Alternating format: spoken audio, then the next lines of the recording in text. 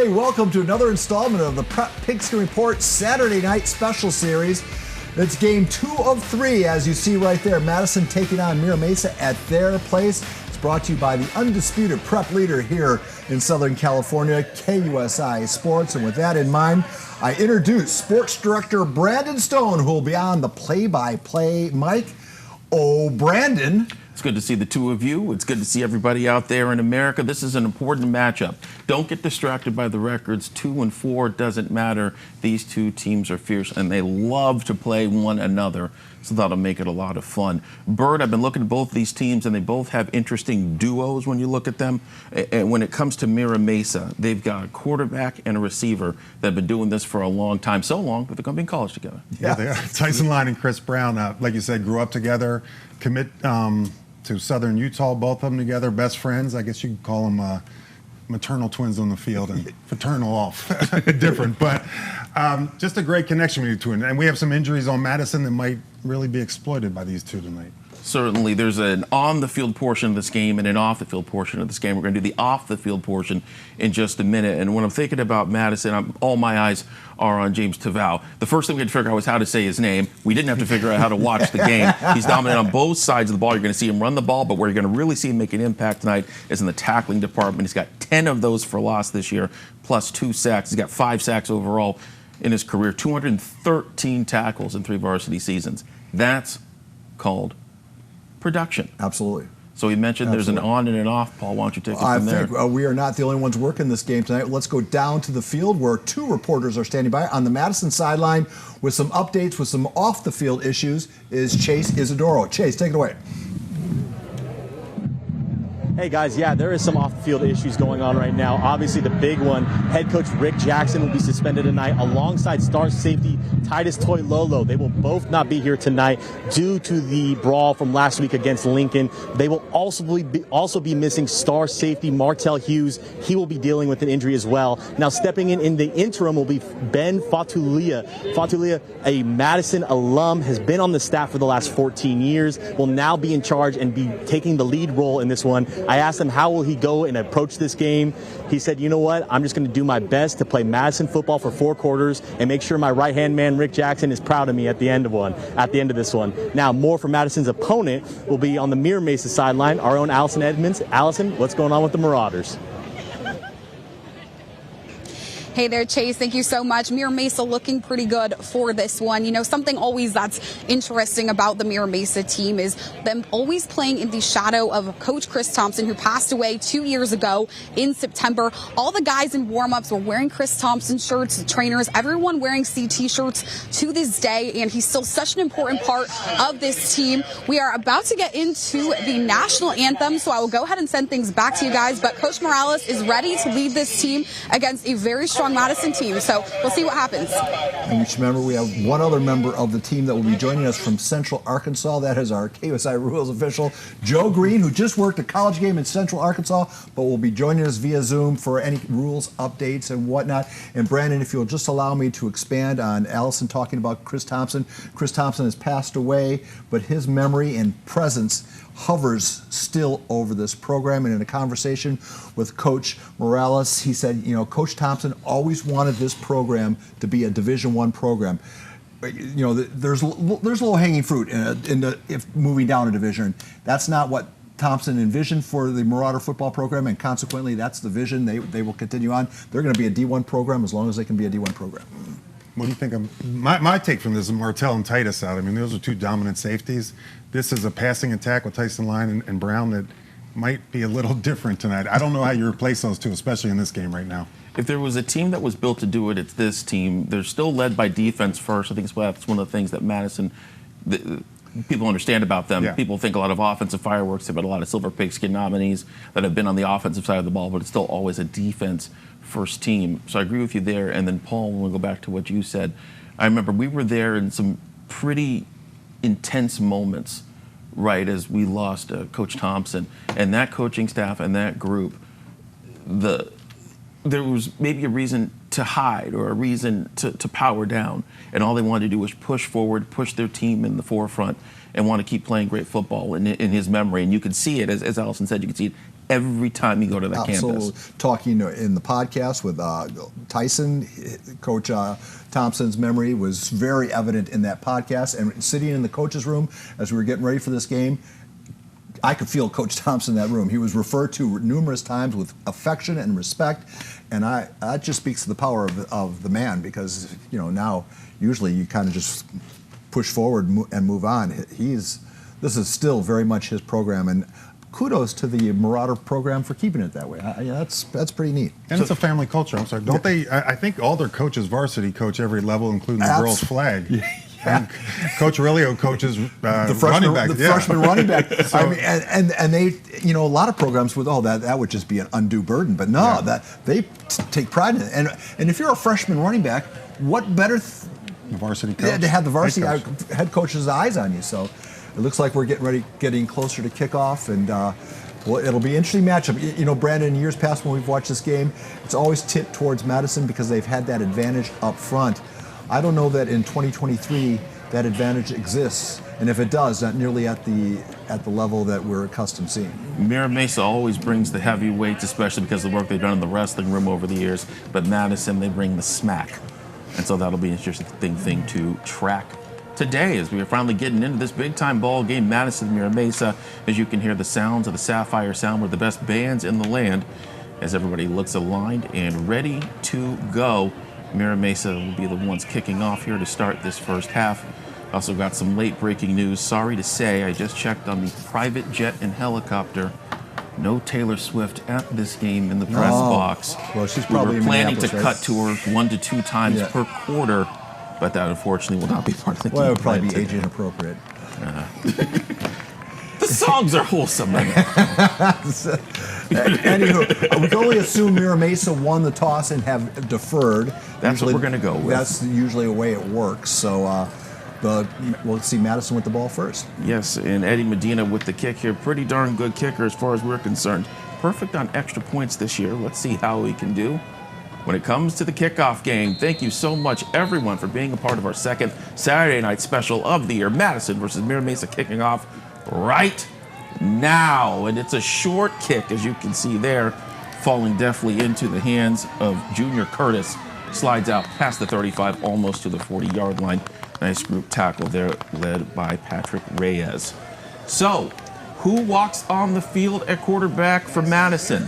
That has been a question the past 2 weeks, and we will see right now who that individual is. And there you go. Back after missing a couple games due to injury, right? Riley Parenteau, a young signal caller who's worked through a lot this year, but he's got a star-studded cast amongst him who help makes this Madison offense work. So 1st and 10 now on their own 38. With a lot of dangerous weapons, especially to the right of the formation.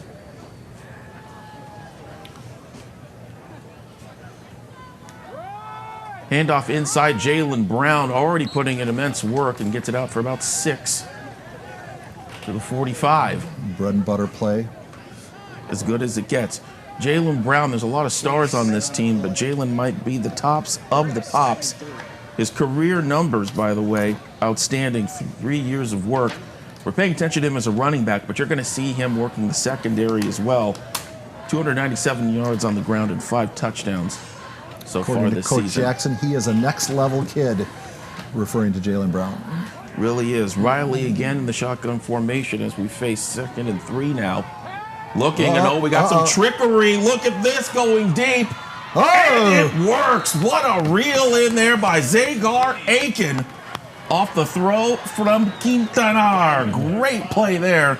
Madison already throwing out the tricks. Let's look at it again. Wasn't that the Oak Ridge play we saw at the end? Yeah. I think it's the same one. Almost the exact same play, if not the exact same play. Pretty impressive play. They broke that out in the Honor Bowl in a close defeat to the Couldn't get the team two-point conversion. Yeah, right? if they came up short on the 2-point conversion, they might have forced that game in overtime. And not a lot of pressure early by the Mira Mesa defense line. And all 3 of these guys start on the offensive line. So you watch that going on, but you can't have that much time throwing. I mean, we saw La Costa Canyon last night just harassing the quarterback. We're going to be talking about Corey Fortune a lot, as he's a 2-way starter and considered the best lineman, offensive lineman by the Marauders. 4 wide receivers for Riley. Jalen in the middle. A lot of options. Oop. And it looks like we might have ourselves a bit of the procedure that could be legal. Seen a lot of that this year. It's good signal calling. Well, like I'll tell you said. what, if you're a Warhawk fan, you're just happy that the team has run a few plays without a turnover. How many times have we watched them this year where they've committed a shoot themselves in the foot turnover on either the first or second touch? I hope you're not jinxing them right now. Yeah, I'll leave the start. booth. I'll leave Be the quiet for a booth. second. Already upset with you. So what are we thinking? Rick Jackson's on the headset right now, the Bluetooth or no? No. I think he's a spectator at home, probably watching us right now. He's watching and wondering what Riley's going to do here on 1st and 5. He's going to send it back inside to Brown, who's going to grind out about 3 of them. Fortunate. Nice tackle there in the center by Noah Chu. He's their main middle linebacker. 16 tackles entering this game. Yeah, talented. It's a talented core in the middle for Mira Mesa. Some heavy hitters. Watch that linebacker crew. Corey Fortune, Noah Chu, and Victor Gore. Especially Corey. He's got 44 tackles in his high school career, and he sure would like himself some more. And he's got, he's excels in the classroom too. So he's not only just he's a true student athlete. It'd be an interesting matchup with that right tackle, Gillespie. So we'll see what we'll be able to do here as we enter 2nd and 3. Hanging out at about the 13-yard line. Riley back to pass. He's got to scroll out a little bit and finds his receiver. Finds him very well. Nice scramble down inside there. Really impressive. And that was actually a nice catch there by Devin Riley, who's going to get some of those catches that maybe we might have seen Martell Hughes get. Right. Martell, yeah, the big one's going to be on defense. I mean, Martell just hits like a tank on defense. Yes. Sitting at the Granite game, they were coming off the sideline talking about, I've never been hit like that. That Hughes hits. There's a reason why he Arizona State. Yeah, they're going to miss him. Yeah. Certainly are, certainly are. Aiken out wide to the left. You see the short work there. And Xavier up on the far side of the screen. Snap back for Riley, decides to go inside to Brown. Big push. You see Gillespie trying to get in some work, as well as Quincy Redford. This gets a little bit there as we head down past the 9-minute mark of this game. This is the opening drive. Very impressive opening drive. Not only does it chew up a lot of time, but it lets your offense get settled in, get a chance to flex, show your multiple looks. And what's interesting, too, is we're a lot of times used to Madison in a hurry-up mode, and right now we're seeing a very calm mode. Wasn't expecting it. In our last game that we did, even Mission Hills was moving with purpose. Yeah. So it's a little different today. 2nd and goal now from the 3-yard line. Still in the shotgun. We'll see if we see a 4th touch for Jalen on this drive. We do. Oh, there's balls on the ground. Riley on top of it, but a whole host of Marauders as well. I'm a leaving. big fight at the end. I'm leaving. I'm sorry. That's on me. Coach Jackson, Well, if you're let's watching. see who's got it first, though. We're still trying to decipher it. In fact, one of those referees, I think, is in the pile themselves. And it looks like Riley took care of business, and that'll set up 3rd down in a close one. We'll see this again. Bert, what did you see? Just It's getting a little tricky. I mean, I'll go back on what Paul said. I mean, this drive is a little concerning. I mean, they get down there, but out of 8 plays, 7 probably got 8 yards and 1 got a bunch. I mean, they don't seem to be going anywhere other than that big play. And that's a little concerning early because they're a running team, Madison. We're used to a big physical offensive line. Graduation, not the same. We had an Iron Hog last year on that line, but they are a big physical line usually. And if they can't push people around early, usually don't late. That sideline shot that we're looking at right there of all the coaches, you want to see what a winning program looks like? It's stability within your coaching staff. All those guys have been there 10 years plus. Yeah, not much turnover there. Well, we'll see if we get accidental turnover here. Pitch, fake inside. Riley's got a space. For a it second goes down to the 2. Great wrangle down by Fortune, saving the touchdown potentially. young We'll see if man. they decide to kick it. And again, that point, if you're looking on defense, 2 guys are on him immediately, 2 defenders. He makes a great move on both, but schematically, you didn't pick those guys up. Well, I mean, that was a read option. They were reading that end, right? So. And he even crowned him for the move. Nice move with the crown. And it looks as if they're going to go for it here on 4th down. Why not? What do you have to lose? Might as well. Worst case scenario, you have them pinned back.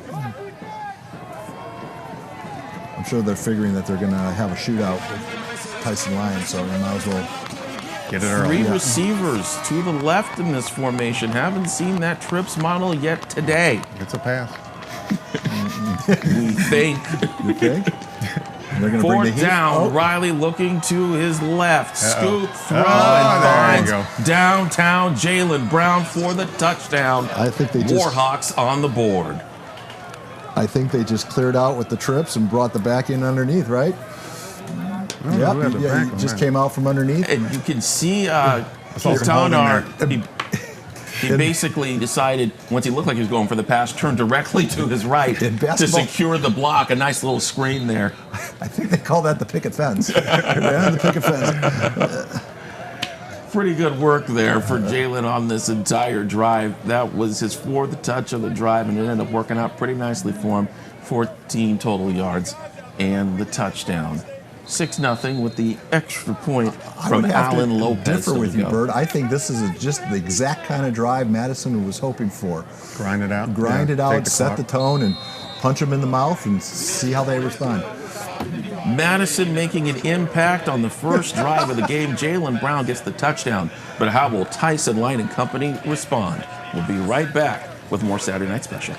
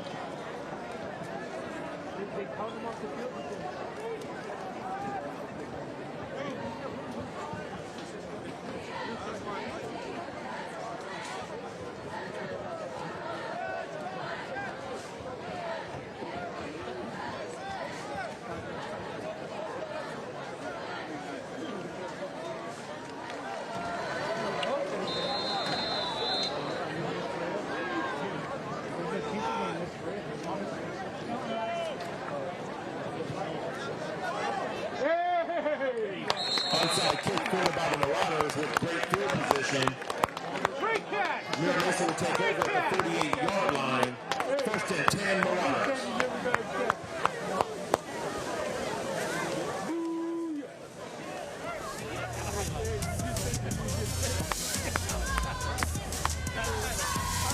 Welcome back, everybody. As you see Tyson Line getting ready to take the field, we already had some interesting trickery already in this game. They decided to go with an onside kick after getting the touchdown, Paul. Here it is, trying to catch the Marauders back on their heels, thinking maybe return, little pooch.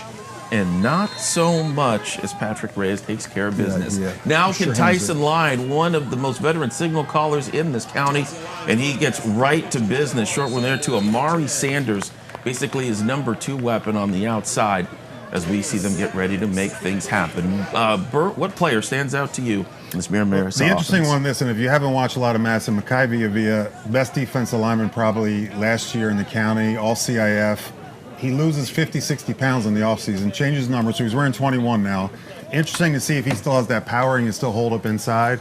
Also, James Savallo, obviously number 20, but between those two. He lost 50 pounds, and he did it through nutrition and working out. Yeah, he He changed his body. yeah, he only stands up a lot now, so he's not down trenches like he was before. I don't regret the leftover pizza I ate this morning. Whatever. I was gonna say, Tyson Line but I looking mean- for something. He's got Mackay in his face. He's also got and the ball comes out. Oh, Madison had a chance to recover? But it looks as if they're going to say he was down. And you can already see the swiftness with that. Swiftness, yeah. You know, in covering Mira Mesa, now what once or And again, twice? hold on, Titus and Martell, obviously, we're looking at that graphic. They're out tonight. We'll go ahead and take another look at this. He was under pressure from Mackay, and then you see there at the edge, I guess that's the part of Ronnie the game. Steele came up to put the pressure on. I didn't know Tyson's game that his wheels were as good as they were. They really Full are. package, he's good. When they had him mic'd up against San Marcos, he Yeah. spent a whole lot of time running. Fun fact, he's the leading rusher on this team, as he once again finds Amari Sanders second time today for Amari as they continue to drive down with another first And, down to the 44. You watching this, We'll keep baiting the hook with those short passes. two new safeties, headed to the Yeah. sidelines, get them to jump, and then we're going down the middle. Yeah. Sure are. And when it comes to Tyson Line, as we said, it's about experience. It's what he can do in the audible game. It's what he can do to inspire his teammates. It's what he's been doing all year long on this Mira Mesa squad. And now we'll see what he can do with a fresh set of downs and 4 wide receivers. He's going to look once again, needs some time, doesn't get it. Wrapped around, full and locked in. Great grab by Takori Davis, the edge rusher.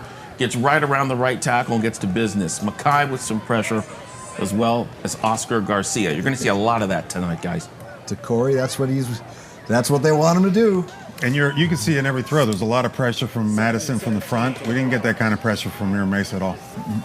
It's going to be a rough one. I mean, this is the biggest issue coming into this game is what was Mira Mesa's offensive line going to do with a team with a whole lot of weapons there in the front 7. Didn't matter who's out. Their subs are incredible. When I tell you, when you watch a Madison JV game, you first think that you showed up at the game 2 hours late. They're not hiding these stances. No, they are not. They're throwing here. Yeah. 2nd and 17. There you go. And a nice toss out to Chris Brown. Got a chunk of it back. That is his top target. And we're going to see a whole lot of him tonight. 34 catches already this season. That ranks 9th in the county.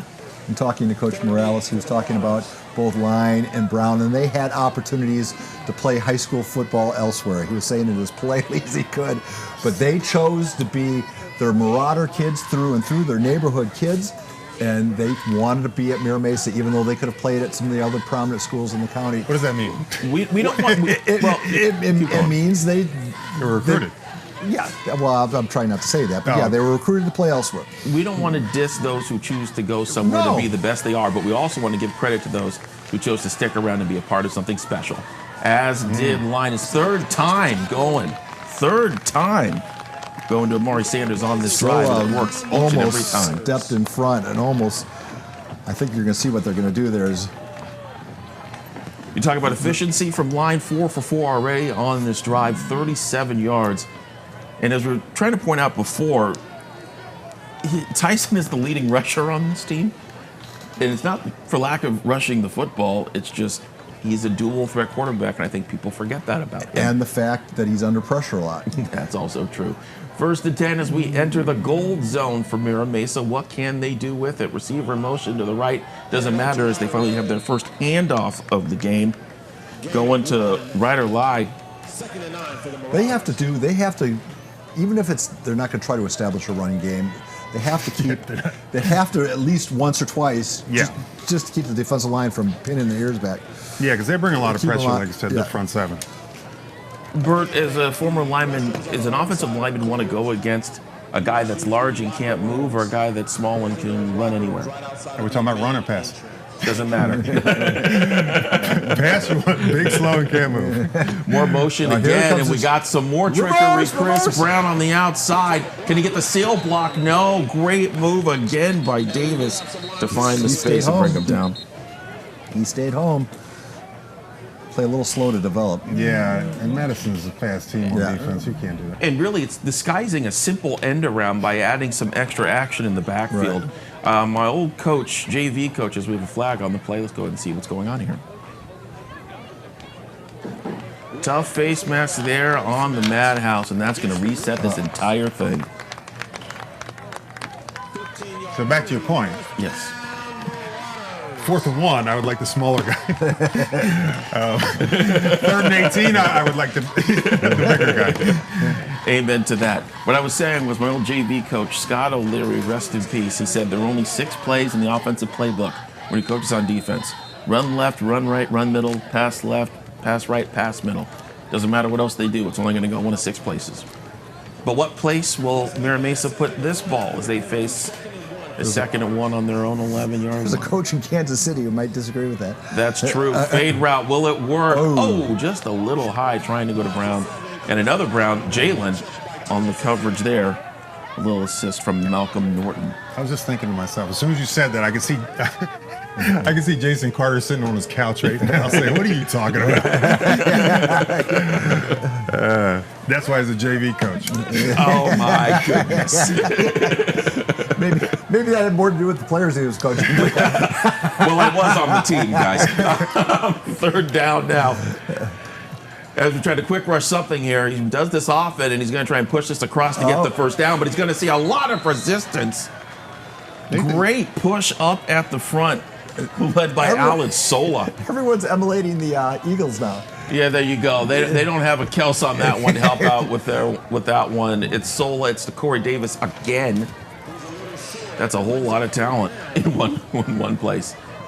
The Thunderbirds got a good one in this kid, I think. I really think so as well. And it was a twofer because they got two for the recruiting cost of one. It's a good plan, and we got to give credit to Southern Utah and a lot of those Utah schools. They really do recruit this area, and they respect the kind of players we put out here. 4th and 1. Everybody, strap on tight. No, big push inside. Do they get him? Yes. We'll have to go to our sideline camera. I think they stopped him.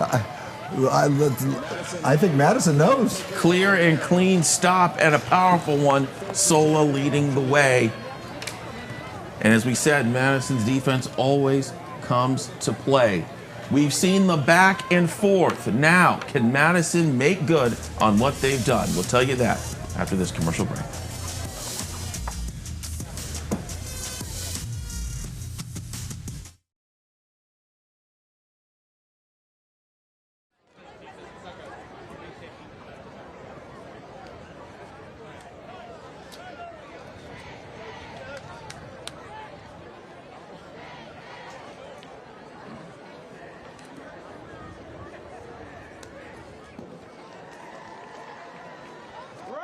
Handoff to number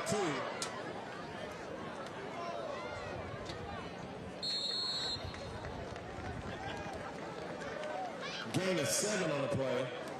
2nd and 3 for the Warhawks.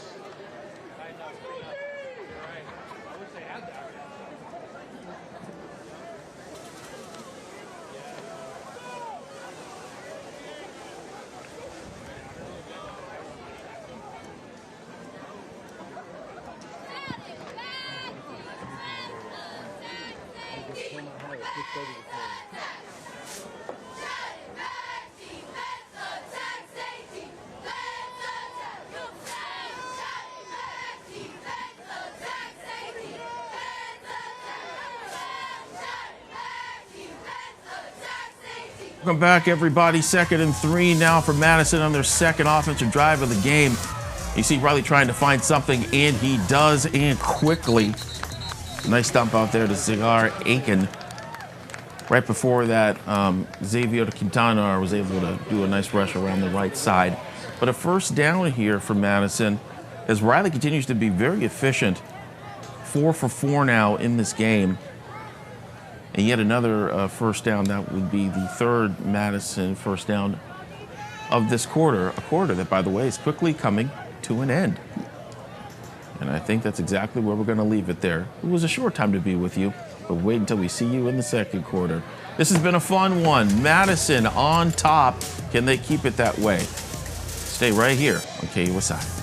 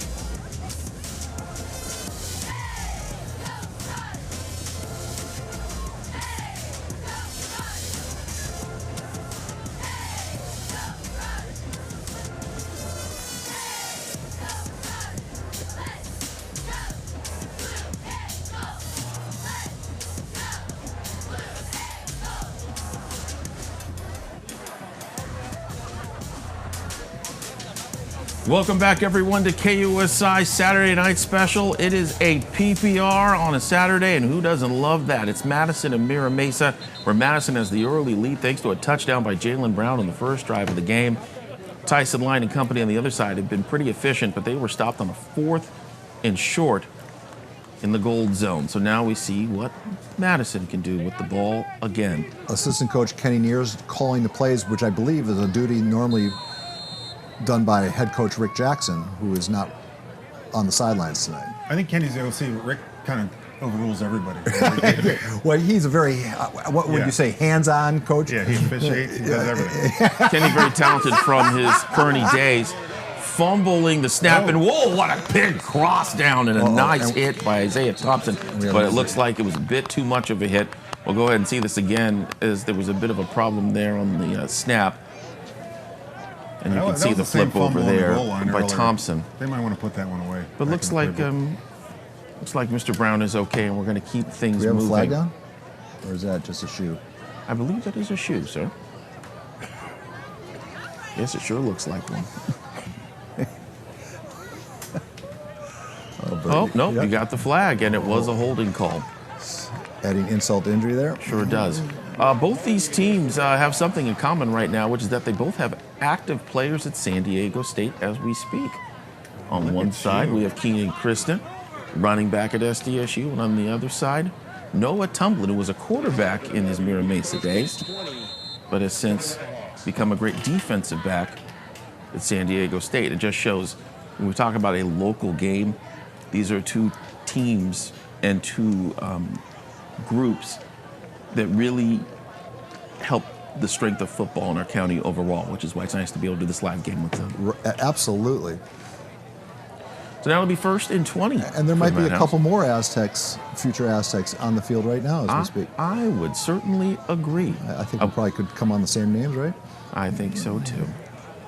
James Taval in motion. We'll see if he dumps it down back Screen, low. No, screen, instead it's a screen, screen. screen. It's caught by Jalen Brown, but he and they had it cannot set hold up. on to it. Incomplete pass. 2nd and 20. In the rare blitz by Mira Mesa there. I mean, Yeah, I mean, they caught him. you watch these two, and it's almost like you're watching Lincoln Cathedral almost philosophically. I mean, you know, Madison just comes at you and tries to break you man and just attacks you. And then you do a little zone, bend, not break, but just two totally different philosophies watching these two play. So as we mentioned before, Noah Tumblin, currently a defensive back at San Diego State. You get to see him there. There's Keenan right there. And also in terms of, yes, there's true silver picket finalist. One was up for the fan vote. And I would also point out there is a Madison Warhawk playing at San Diego State that played football, but is currently playing baseball. As I believe we have a timeout for the Madhouse. So if they're taking a timeout, I say we'll take one too. 7-0 game. What can Madison do with the ball and 20 yards to go?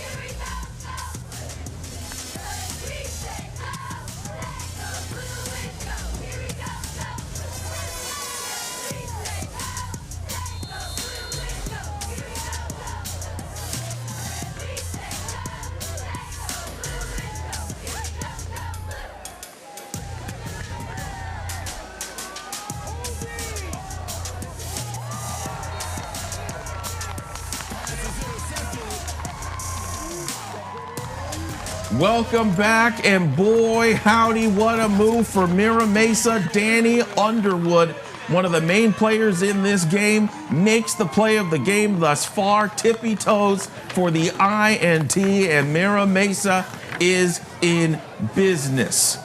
What a great read by Danny Underwood, who's a big part of this team, a two-way starter. We haven't seen him get the ball yet on offense, but we certainly just saw him get the ball on defense, and it sets up nicely. According to Coach Morales, he's our Julian Edelman, in that he's a five-tool guy, can do a lot of things well. Is he as funny as Julian? I don't know about that, but he certainly has a skill set to match. He's got quite the skill set, and you know who else does too is the man who's got the ball in his hand. Ryder Lai, second carry of the game for him. Back to Danny Underwood, because I'm glad we got a chance to see him here with that INT. I don't know if you guys know, but he's a baseball guy. We've had a few baseball guys finally getting back in the football grind here. Batted .292 last year. So he's a good 5 baseball guy. ribbies, 19 stolen bases. I think it's pretty good. And Mira Mesa, they take baseball pretty seriously over there. So Absolutely. What did your JV baseball coach tell you about that? Huh?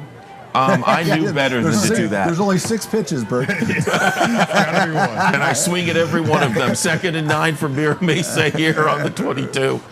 Going back inside to Ryder, but not much space to get. Gets about a yard there and taken down by a host, including Sola, and also backed up by Samuela.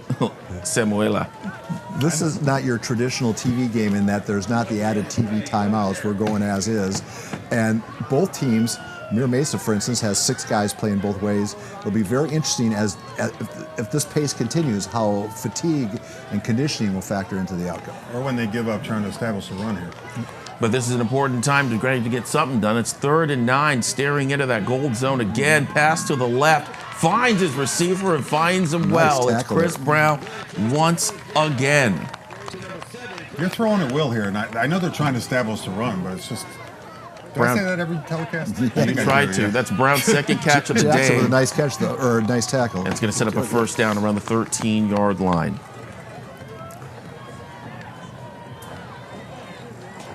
The reason they can do this is because running-wise, there really aren't a lot of doubts about what Mira Mesa's offensive line can do, and this favors that idea that when you've got a smaller defensive front, it makes it easier to get things done. What can Tyson do here? Once again, the run inside. He was met rather quickly by you-know-who. Amen to that. This kid used to be pretty physical around here. Very physical. That was the thinner Makai Villa. Yeah, I was going to say. You know what? He still plays like he's 50 pounds heavier. You know, I was mentioning before we had a baseball playing Warhawk at San Diego State, and I think we might be looking at either him or the brother of him. I think that looks like Mr. Jake Jackson there. Good to see him as part of the fold. It's also good to see Tyson here once again in the shotgun formation. Back to the pass. Had a tight end to the left, and it won't matter because he's wrapped up and sacked to Corey Davis. His 2nd sack of the game, right? Yeah. Having a great first half in this ball game.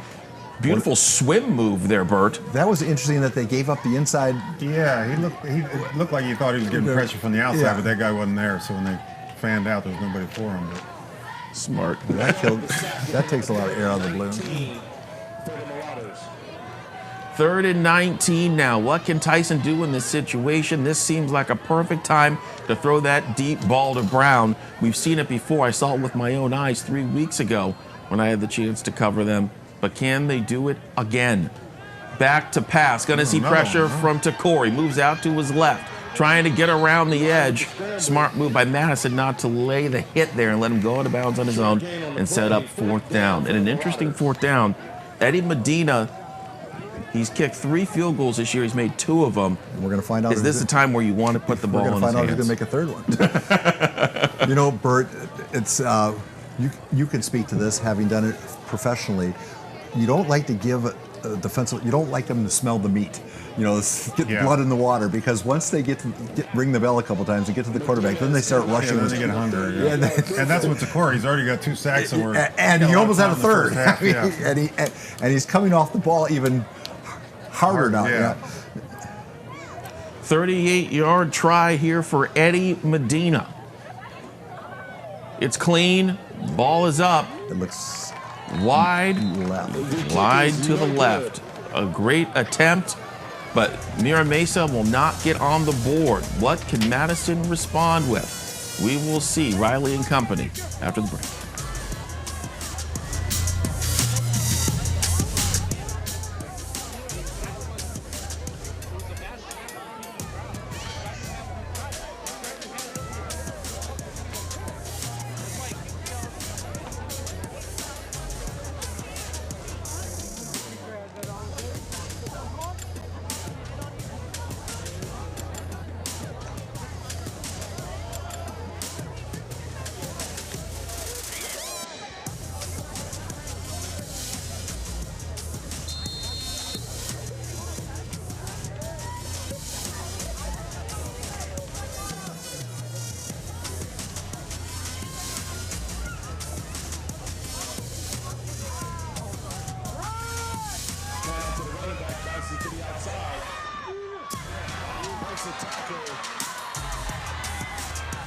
He goes out of bounds. 42-yard line. First down, Warhawks.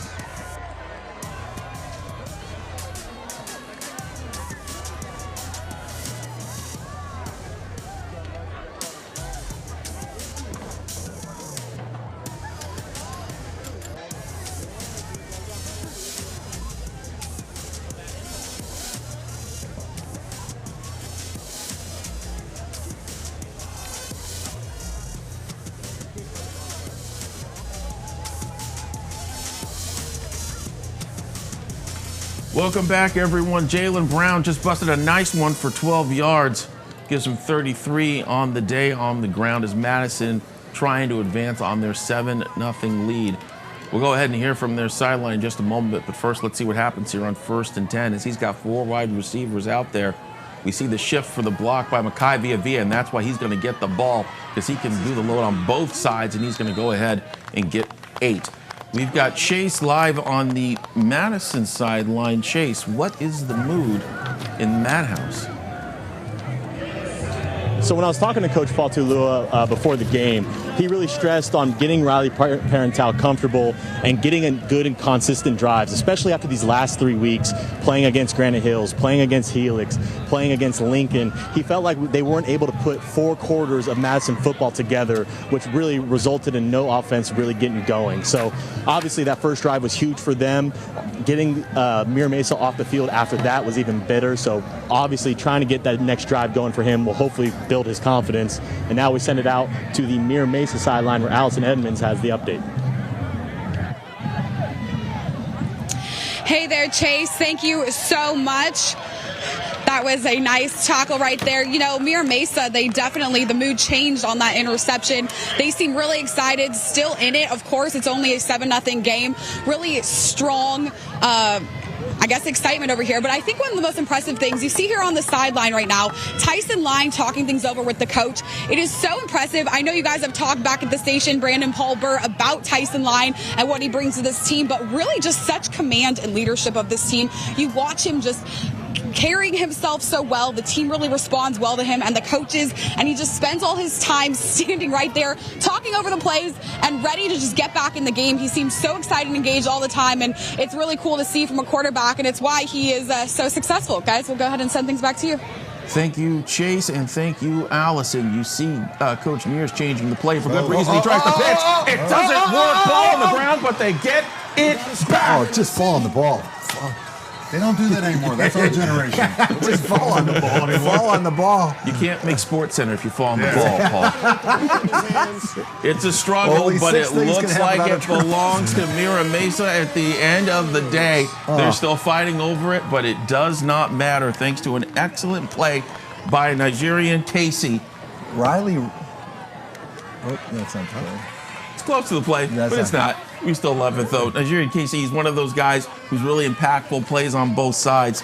He's actually their starting left tackle, but you see the effect he can have when he's working that strong side as an edge rusher. Helps to force the fumble. That was just a little. There it is. Oh, no, there you go. Scoop and score. If I go into this halfway, And or 5 actually might have minutes been Davion Haley there that was able to get involved in that as well off the edge. The end did a very nice job. Yeah, I mean, they have to test the middle of the field. You're missing Titus and Martell. Screen and no one's inside, on there. going to Underwood, gets space, dragged down there at the end. Good stop to make it happen Danny by getting a Alan look- Sola, but Danny Underwood. He's getting a look from San Diego State. We said he could steal bases, and right now he's stealing our hearts when he does well on the screen. I'd be interested if he's getting a look from both the football people at State or the baseball people as well. 23-yard line is the destination now. This is about to be their 3rd time in the red zone for this Mira Mesa offense. One problem, they haven't been able to take advantage of it. Can Line change that? Clean pocket, decides to roll anyway, steps up, but the ball just wants slips that one out of the back. hands of Ryder Lai. He wants Close. that one back. 2nd down. I want to go back to that fumble, Bert. It's difficult to make decisions, and we always have to remember these are high school kids. But if you're Riley, the choice to pitch versus the choice to keep, how do you make those decisions? At that point, it was pitch. He was already tackled down. I mean, you'll see a few people make it, but they're special. But I mean, once you're wrapped up like that and you're on your way down, just keep it. Well, the initial read was right, but 8 gets back into the play. You got to give him credit. He really does. And now I can see that was Jacob Nyberg who forced that fumble. So my apologies to the Nyberg family, who's probably been yelling at me for 5 minutes. You know, who has not been yelling at me whatsoever would be the Alan Sola family, as I believe that's tackle number 7 on the day for him, really being effective and taking up that space. And now that I'm thinking about it, a lot of the tackles that he's making will be the tackles that Titus Toilolo would probably be making at this point. So he's really stepping up there. Just so I can give him credit, Victor Gora was the end on that made the nice play, forced the keep, and then closed down on the quarterback, closed it down on Riley. Very smart. 3rd down and 6 now. 3rd time in the red zone. Barely in the red zone, but it still counts. Do we go back to Ryder? Can we find the man he went to twice already today in Amari Sanders? Here's the answer. Play action. Takes the hit. Throws it high. And this one is picked off. Ronnie Steele stepping in the place where Titus Toilolo would have been. He's got space. Goes down inside Mira Mesa territory. What a read, Paul. What a read. Did he steal the ball? Yes, he sure did. I'm sorry. I've been up late. That was a bad throw. Just an overthrow because he was open. And nice decision there to stay there in that deep third of the field. Yeah. I mean, the throw was there. He just put a little high behind him. But It's discipline. That's what you get when you look at these teams' defenses, and it starts with the coaches. Great discipline, telling Ronnie stay where he is and make the play where he needs to. And with your 2 safeties missing, I'm surprised they waited this long, 3 minutes before they have to test it. You know, that's not the way to test it. But that was the first time they tested him. We should mention this is just the second of our 3-game series. Where are we going to be next week, Brandon? We will be at the Hive to see the number 1 team in the county, according to the PPR top 9. Though some people in a northern coastal region might disagree, as they take on the St. Augustine Saints. It's going to be a fun one. Who are you talking about? No, Carlsbad Coastal News. I saw that one, That's going to be a great game, and hopefully it'll stand up to the great game that we've seen thus far. So the return is negated because of the illegal block, but the interception by Mr. Steele will stand. Yeah. And now, once again, Madison has the ball, and we'll see if they can get it to Jalen Brown or find yet another new target. The answer on first down is stick with what you got. And does it work deeply? Not so much. Nyberg had the first hand on it, and it's only going to get him 1 yard, 2nd and 9. These offenses are very similar, are they not? Nah. I'm impressed by Ben. I mean, Ben's missing 2 great safeties. I mean, the pair might be the best in the county, and he just finds another one. high-flying team. I mean, it's a high. He had 6 touchdowns last week against La Jolla, who's not a slouch by any means. Madison had 5 two-way starters coming in. They're down to 3. Great grab there, really stretching out, but not inbounds whatsoever. Still a great grab by Aiken, though. We'll give him credit for that. Style points. The style points. That's a catch in my book. When you played on a Canadian field. Yeah. It was wider. I give sacks for hurries, catches out of bounds. I don't care. Great catch. At least the goalposts are outside of the end zone. You got that going for Why you. aren't they moving the chains? Actually, I'd like to have the Toy Story broadcast if we could. Can we make that happen? Anyway, it would be 3rd and 9 now as we get towards 3 minutes to go in this first half. It's been a back and forth affair, but not for all the good reasons. 3 turnovers between these 2 teams, but strangely, no points off of them. 3rd and 9 for the Warhawks. Man in motion, doesn't matter on the play fake. Riley trying to find some space. Good chip block. Still looking. Gonna go on the ground, and it'll only be good for 5, and they'll be forced to punt. Marauder defense, very disciplined, did not bite. No. Brandon Staley would go for it here. Yes.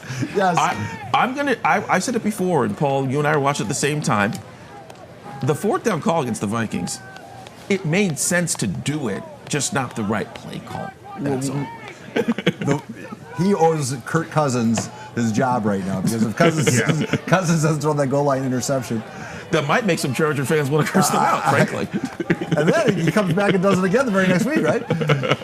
Smart. Anyway, it's 4th down here for the Madhouse. 7-0 game. We want to once again thank all of you who are viewing our Saturday night special. We wouldn't be allowed to do this if it wasn't for the support of all the people like you. Jalen Brown's the punter, and you can see why. He has the option, and he takes it and gets that team a 1st down. What a sneaky move. He does this at least once a game. And look at the great block by Takori Davis and the other big shove there to help get across the line. Here's the quote when I asked Coach Jackson about Mr. Brown. Smooth, durable, extremely coachable. In fact, that word coachable came up with almost every kid on Madison's roster. That's a good word to have. Yeah. I believe it. And it was the same thing in Helix before the half. He didn't get it, but I asked Coach Jackson. He's like, it's a read. If the read's there, he takes it. So he saw the read. And that's why we've got to step up the offers. Nevada and Southern Utah, 2 good schools to get offered to, but the man, we got to get that total up. You know, I think he's the most overlooked kid on the Madison roster because we're always talking about Hughes and DeVal. I'll take some wind out of your sail. Well, we're looking straight at him now. 2:20 to go here before the half. I want to remind you, we will have a halftime show here. We'll get you all of the plays you may have missed. We're going to get you the stats you need to hear. We're going to take a closer look at 2 of the players on these teams, Tyson Line and James DeVal, in our Sounds of the Game feature. And then we'll get you set up for the second half of football. But we still got to finish the first right now. 1st and 15 after the false start. 18-yard line. We'll see what happens. Empty backfield. Going to go with that screen on the right side, sneak it through. And it was a nice move by Aiken, but it's only going to just get him 3 yards on that one. The clock will continue to move, and Madison seeing no urgency here. They've got the lead. Don't forget. The problem, of course, is they don't get the ball to start the second half. I didn't see 7-0 coming going into halftime. Neither did I. And especially with as much offense as we've seen. Yeah. I'd be interested to see yards per carry for this first half for Mira Mesa. Well, I know they keep trying to establish the run, but it's just not there. Brown's averaging almost 8 yards on the ground every time he touches the ball. I guess that's what Brown can do for you. 2nd and 11 from the 22. Riley, he's going to sit in the pocket, throw it deep, and he's got a man, but can't get to him. Good attempt, though. It was in the air a little long. Trying to get it to Ryan Jackson, a familiar name. The second of the football-playing Jacksons. Jake Is he the last? Yeah. Was there one? I thought there was one more. No. He's the last. He's the last. The last. It was interesting talking to Coach Jackson about how the demands of the job are such that, it's hard during the football season to have have family time. Yeah. What helps is having your kids in school, and you can have your family time at school. Yeah. Your intense monitoring time. Yeah. But he let them be free, and you know what? A lot of people would say, "Oh, you're giving your kid the ball. How dare you?" Kid played 3 sports. Never demanded he ever got the ball. There goes he again, wants right? to go to Jackson again, and you can see why. Jackson's going to get this one well down the field with 1:16 to go and counting as we get near midfield. Coverage blunder, I think. It's called a zone that went a little too far. Yeah. It's called I hate zone. The bend not break. There's some that say if you call cover 0, you will cover 0. But you are not one of them? No. You are not one of them. No. Well, As you I- got to have the guys. Let's do that way. As we get a quick timeout here, I'm presuming it's Madison's timeout. I did not see whom it was.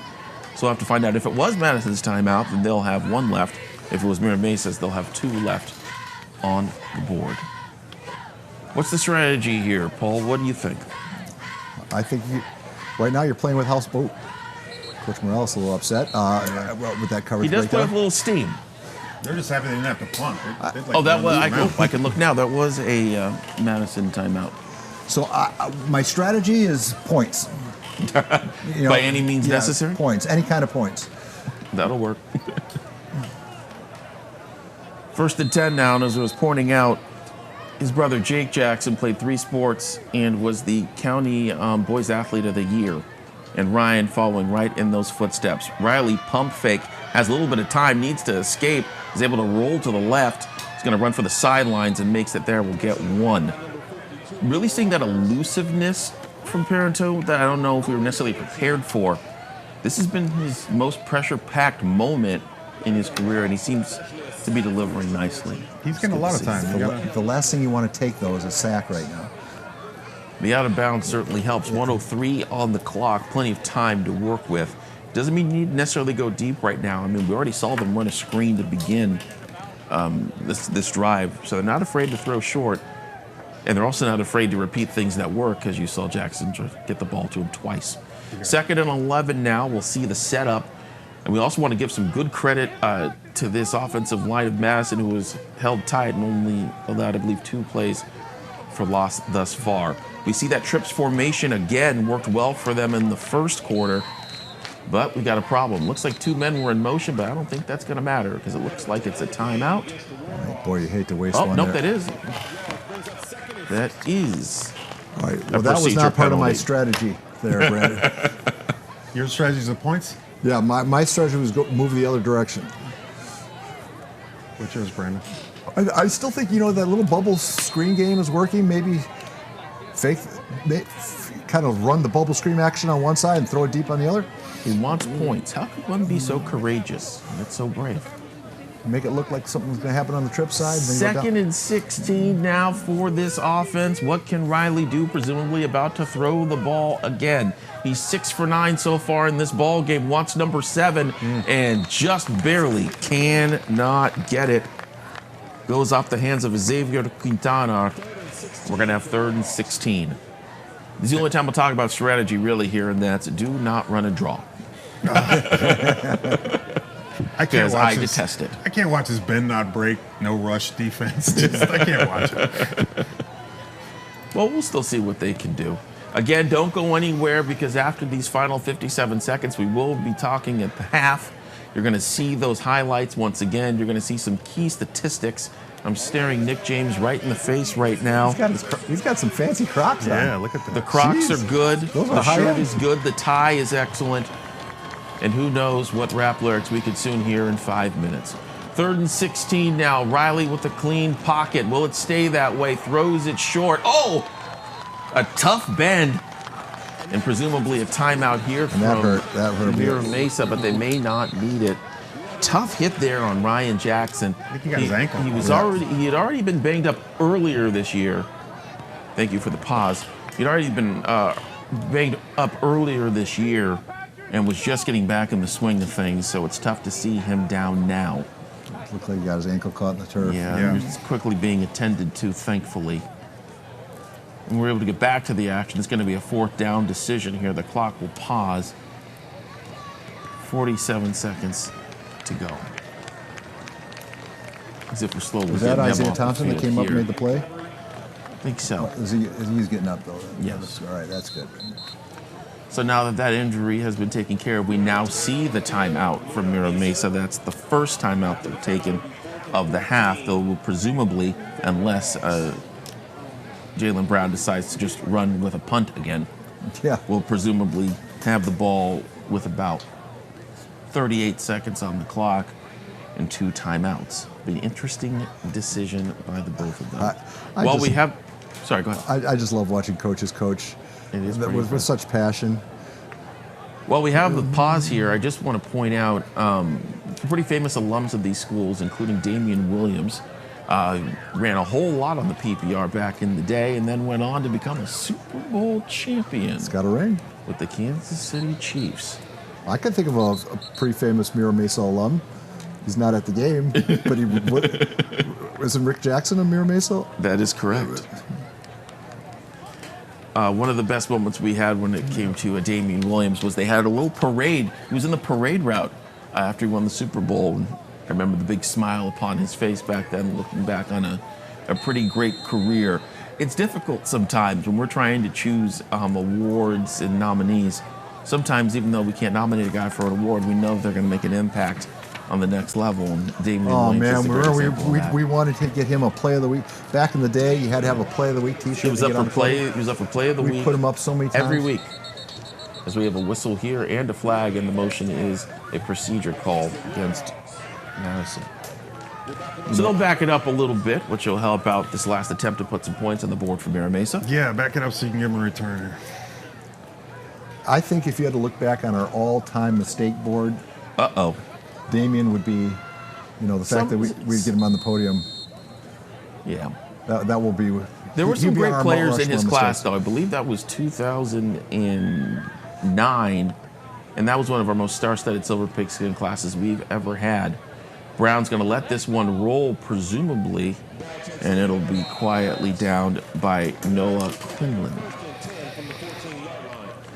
Mira Mesa is going to get one more shot at it with 36 seconds left in this ball game. Oh, they're kneeing this one. Stop. Yeah, I mean, really. Now, I think you go in, you're happy you're down only by 7, You right? don't need to do that whatsoever. Brandon's on Madden. I got 2 timeouts and 36 seconds right now. We were He's a Stanley disciple. We were alluding to when we were talking about the La Costa Canyon El Camino game from last night. We were alluding to life is not Madden; it's not in front of you. I got a board in front of me. It shows you got 2 timeouts and 36 seconds. You better do something. So first and 10 on the 14. He's a shotgun. He's going Madden. I've seen a team or two kneel out of shotgun. It really distorts the mind. Ryder lie in the backfield, 2 wide receivers to the right, and they're going to go ahead and run it, and it's going to go ahead and go nowhere to Corey Davis once again making the initial play on that one, followed up by Ruben Morana. That should take us and that looks like it will take us all the way unless they want to do something. I believe I just heard one of the coaches yell, take a knee. I don't even know why you'd run that. I mean, I know he's trying to establish the run, but if you look at the halftime stats, take away Tyson Line running, I'm going to say Mira Mesa has 12, 15 rushes for less than a yard apiece. I mean, why even take that chance at that point? You're on the 10, and to knee at the next one. So they're in the shotgun so often they probably don't even know how to do a conventional snap now. Yeah, you might be right. And that will do it for the first half out in Mira Mesa. The sunset is delightful, and so has the action. It's a 7-0 game, but don't let the score fool you. The back and forth has been quite intense. Bert, I'm going to go ahead and talk to you. Yeah. Player you're most impressed by in the first half? I like Jalen. I like both the Browns, Jalen Brown. I like Tyson Line when they let him throw. I just think I get the establish. I do this establishing the run, but you can't establish it. And you try to establish to slow down Madison. That's not Madison's defensive philosophy. They're coming at you no matter what. Whether you are throwing the ball, whether you're getting 10 a clip on the run, they're still going to come after you. So, I mean, your best combination, your best players is the throwing game. It's not the running game here. And they probably had less than 1 yard to carry in the first half.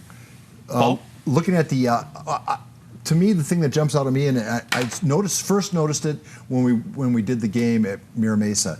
Tyson Line is so used to being pressured that he's actually more dangerous when you put pressure on him, because then the script goes out and he can just freewheel, and he's really dangerous as a dual threat quarterback. And I think I wonder if the better play is just to drop 8 guys and not pressure them, and make him try to beat you with his arm instead of letting him beat you with his legs. Madison's never going to not pressure you. Well, I know, but I'm just saying that he's so used to being pressured that it's his freelancing that creates havoc for the defense. I just think trying to establish the run gets you, and all of a sudden you look up and there's 5 minutes left in the fourth quarter, and you haven't established the run, and you haven't from the start. You let the kid throw. When I looked at this game to the start, there were a lot of great defensive stars. So what really stuck out to me on a team that's got Mekhi Via, a team that has Taval work in the middle, and a team that has Alan Solo, who's been impactful. The fact that the 2 guys that have made the most impact on the Madison defense in this game, to Corey Davis, who's a great lineman of his own, but really having his own coming out party tonight, who's been great getting the 2 sacks and has 3 tackles for loss. And then Ronnie Steele making the impact interception when he needed to in the red zone. Absolutely. You can't ask for better, and it's special on a night when you're missing your head coach to know that your defensive team can straighten up and make that catch. That's a big deal, guys. That's a really big deal. 3 turnovers in this game, 0 points off all 3 turnovers. And to get to your point about Mira Mesa's rushing game, these numbers are obviously unofficial as we're doing them on the fly. Big thanks to Colin Ruthenberg for putting them Colin, together. first-year Red Jacket on the PPR, doing a real bang-up job. 5 yards rushing for Mira Mesa in the first half, unofficially. Not so much to get in the job. Yeah, but also. But when do you go away from trying to 68 establish? yards passing. It'll work. Guys, this has been an incredible game thus far. Before we get to the second half, we have a great halftime show coming your way. Make sure you stay tuned on KUSI. 7-0 Madison. More action straight ahead.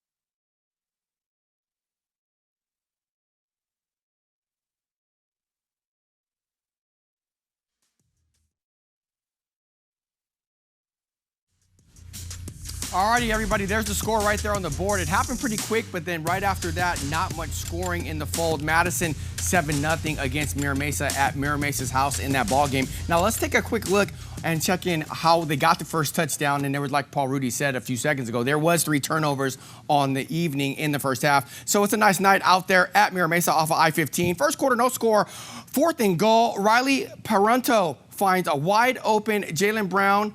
Oh, that's the flea flicker right there. So that was a good play right there. And that sets up the next play right here. I didn't realize that we had that in there. I didn't know we got that play in there. This is the next play that I was talking about. Got ahead of myself. Then Jalen Brown wide open. So Jalen walks in for the end zone right there. PAT was good. So it was 7-0 Madison as they jump out. Looked like we were going to have a shootout here. And then on 4th and 1, Tyson Line and the boys get stopped by the Madison defense. They bow their necks to get off the field. So Madhouse, the Fighting Teresa Sardinas, get off the field with a 7-0 lead. So then what happens? Mira Mesa, they bow their neck. Nice INT right there by Danny Underwood. That's a great pick. Young man drags his feet, keeps his feet in bounds. So Mira Mesa has a good stop right there. But then after that, it was turnover. And yeah, there's the replay right here. Nice way to get your feet in. Young man drags his feet. You only need one in high school. It looked like he got both right there, as you can see on the replay. So that's the score right there at recess. 3 turnovers in the first half. Madison has the lead with a 7-0 lead. And don't forget that next week we're going to have another televised game. It's right there on the board. Thank you so much, you guys. Next Saturday, October 14th. So make sure that you're okay, because next Friday is Friday the 13th. So make sure you're safe, you're sound, you're okay, so you can tune in to next Saturday, October 14th at 6 o'clock right here on KUSI for our 25th year of the PPR with Paul Rudy and all of us Red Jackets running around covering everything. St. Augustine, the Saintsmen will go to the Hive, and they'll slide down Imperial and take on the Lincoln Hornets at the Hive. And Day-Day will be back. David Dunn back in the fold after his suspension from last week's brawl with Madhouse. Day-Day will be back in the fold. So Lincoln at the Hive taking on the Saintsmen next week right here on KUSI for our 25th year anniversary of PPR high school football. Stick and stay. We'll be right back on the other side, everybody. We'll be right back.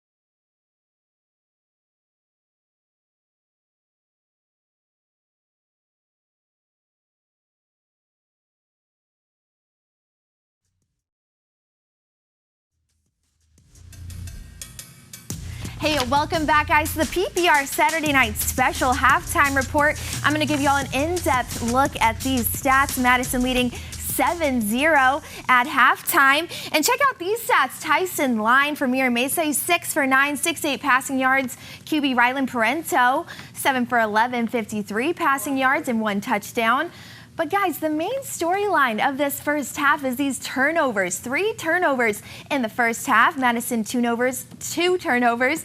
Mira Mesa with 1, but 0 points resulting from these turnovers. So neither team has been able to cash in on any of these chances, which is kind of a shame right there. But this Madison defense has been on one. There was a big 4th down stop that helped them out and helped them stick to that 7-0 lead. These are them stats right there. And guys, moving on from these stats, we're going to give you more an in-depth look at the two-way player taking the field tonight. Warhawks two-way starter James Tavau, who has several D1 offers, and Southern Utah commit Tyson Line. First up, James Tavau and the PPR Sounds of the Game. You go out and make a name right now. Start that James Tavau talk. You understand? Let's go. I'm Mike. Say what's up. What's up, Mike?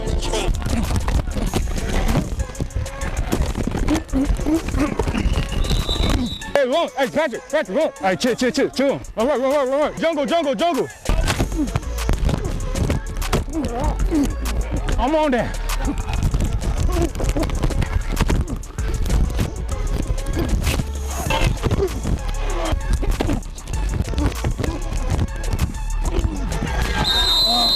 All right, touchdown. Yeah, game right there, man.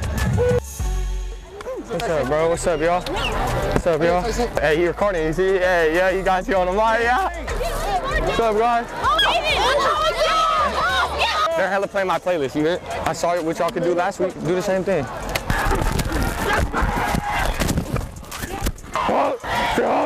Chill.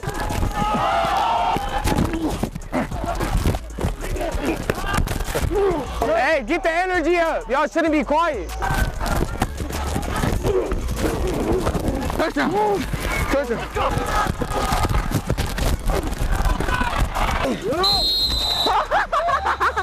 Scary. Guys, Sounds of the Game is most definitely my favorite segment that we have the pleasure of filming here. That's going to do it for me in our little halftime wrap-up. I'm going to send it back to Paul, Bert, and Brandon. Thank you very much, Bree, and thank you, Nick. Both of you guys did a great job with the coverage. We also had a chance to hear from the coaches about what they thought about the first half. Let's go ahead and see what they had to say. Obviously, coming into this, losing the 2 top safeties was kind of the biggest concern. Your defense made 2 huge stops in the red zone. How do you guys continue that momentum?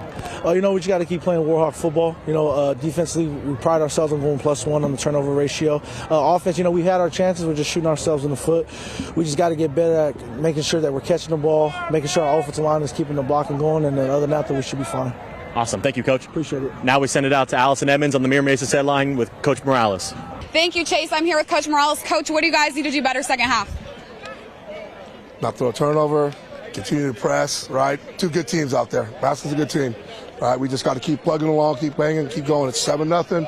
I'm happy with that right now. We'll come down and get out there second half. Awesome. Thank you, Coach. Thank you. I appreciate it.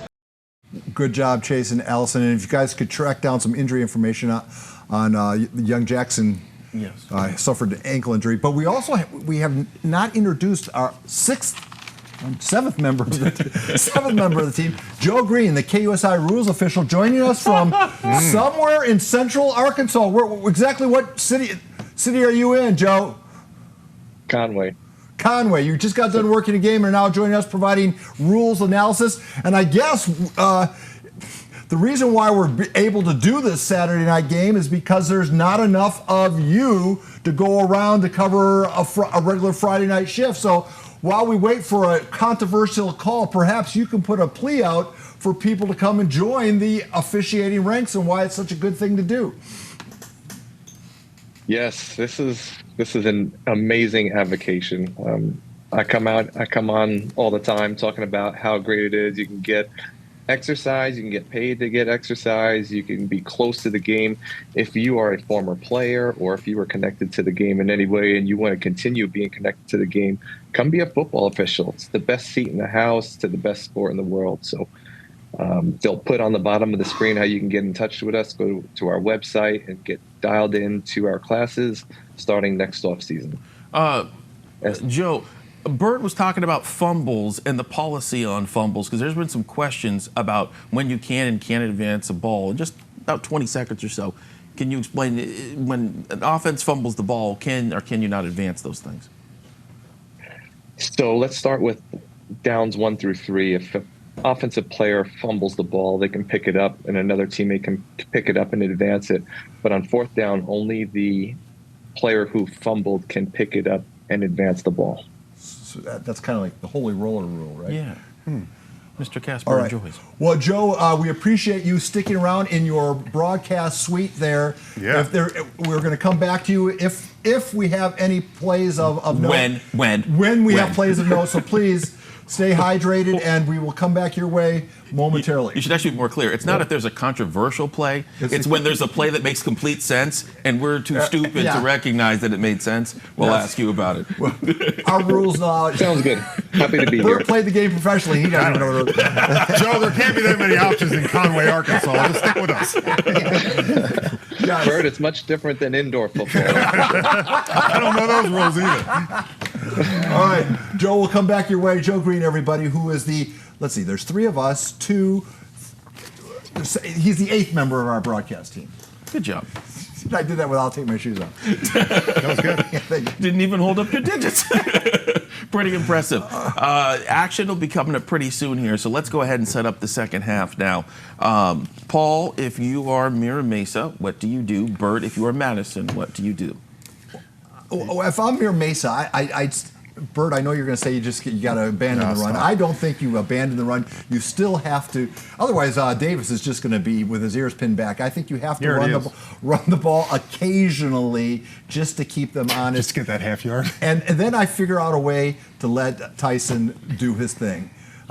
You got to get him and let him freewheel. He's like he has to be the maestro of all this. And Madison will do what Madison does, their philosophy. He's in there right now. They don't score, they don't win this game. We're up 7-0. All you got to do is stop them. You stop them in the first half, and they will relentlessly come after them. Pretty smart. If we have that board, let's go ahead and show it about what happened here in the first half to recap some of that. Yard differential, not too bad, 89-73. But it really shows is both teams are getting down the field. They're just not putting it where it needs to be. On the quarterbacking side, Riley Parento, 7 of 11 for 53. That'll work. Plus, he gets the touchdown pass. On the Mira Mesa side, Tyson Line, 6 of 9. But then he didn't have the ball for about 5-6 minutes, so we really haven't seen him get the opportunity to advance the ball in any sort of manner. So we can't hold that against him. The biggest idea, though, is when you have 3 turnovers and nobody can score from them, that's a problem that you have to get fixed. I want to talk about one thing before we go, because we're talking about how both these teams. Yes? Chase, I believe, has an injury update. Then let's go to Chase then. Take it away, Chase. Yeah, so sad news here. Ryan Jackson will be out for the rest of this game. It looks like it's an ankle injury, possibility for a fracture. He has a history of that same ankle with the fracture. Just a tough moment. He's very emotional right now, obviously tearing up at everything he's gone through with his injuries this season. His brother Jake came by to give him a hug on the table. So did most of the coaching staff and some of the players. So just awful news here right now. And if you also notice, with Jason Fowler in the shot, he was a former assistant coach at Madison. So as you were talking about before, how these two schools really tied together in their history. That is tough news for the Jackson family.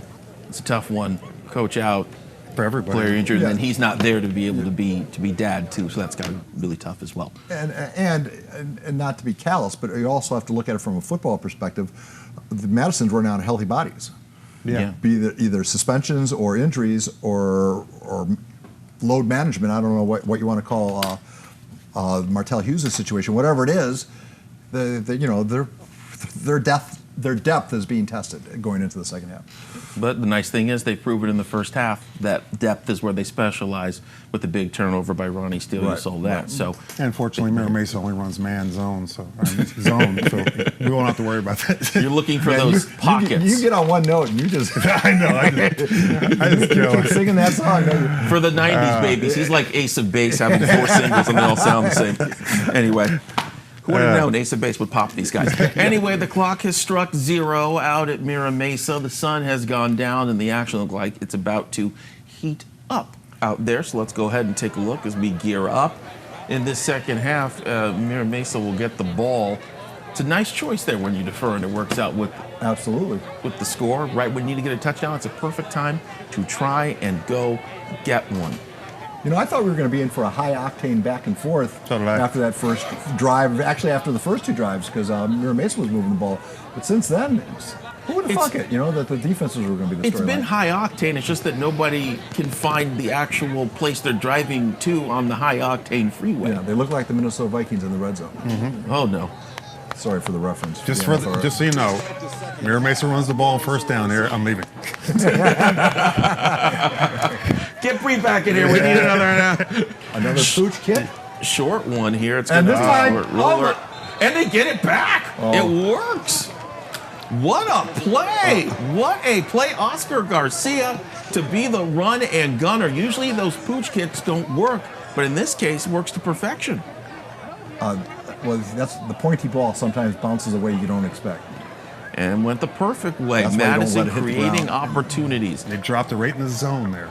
I hate cushion in the zone. I hate to be so extreme, but if they score a touchdown off of that, is this one done for the evening? No, I don't think so. No, and I think it'd be fortunate if they scored because then Mira Mesa will be forced not to run anymore and start throwing the ball. All right. Got to make things smart first. You've made your point. Smart here, 1st and 10 at the 36. Will Burt have to leave in the next 10 seconds? We will find out. But in fairness, I would give it to Jaylen Brown all the time. Certainly what Madison has done around here. We'll see what happens on 1st and 10. And to the shock of no one, it goes to the right side. Nice stiff arm. Great screen block there as well by Davian Haley. It's a tackle for loss and a tough one, and it also looks like it's going to be a tough one for Jaylen Brown to get up there. He looks a little banged up there. That was his 8th touch of the night, and I hear that whistle. That means that they're going to have to stop and take a look at how he's doing. I think Nope, he has gotten up. Sometimes the replay catches you where you don't want to. Just got the wind knocked out of him, I think, a little bit. We'll go ahead and check on this ruling here, see if he thinks trying to get the ball lined correctly. And I apologize, I can't remember the name of the referee on the left, but he has worked this place for a long time. Oh, boy. Do we have a replay on that, maybe?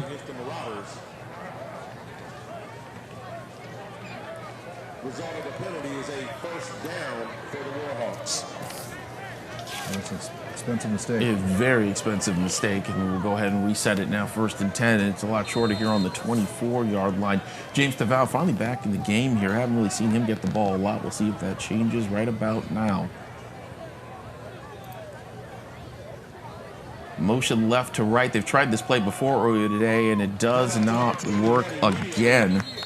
Great step up by Victor Gore there, along with Noah Chu to make the drop, only get a yard.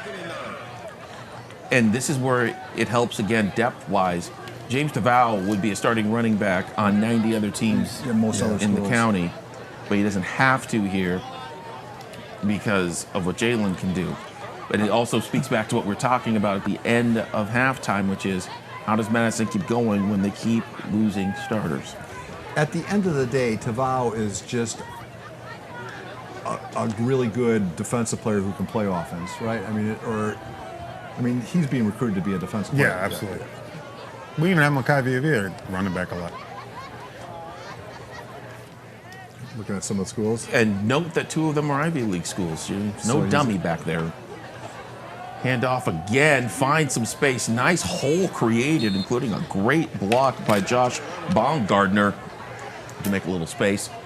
And they'll use that quite well. Big gain for him. James is on record saying that when it comes time to make his college decision, he's going to do it right here on KUSI. He's been slow playing that one. Last time we had a Madison player make their decision on KUSI, he ended up sticking around here. So that would be Big Jonah Iron Hog from last year. 3rd and 2 now. Do we go back to JT inside, or do we have another play on our hands?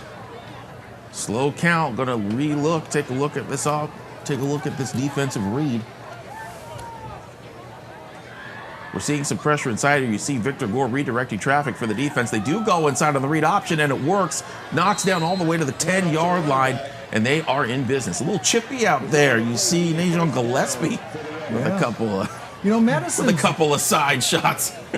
The success of their programs is pretty significant when you consider that at one time they were a school of over 3,000, and now they're just under 900. They're the second smallest school in the city, and yet they still can field an open division, on most years, an open division contender football program. I think that gets traced back to the coaching staff because they it really does.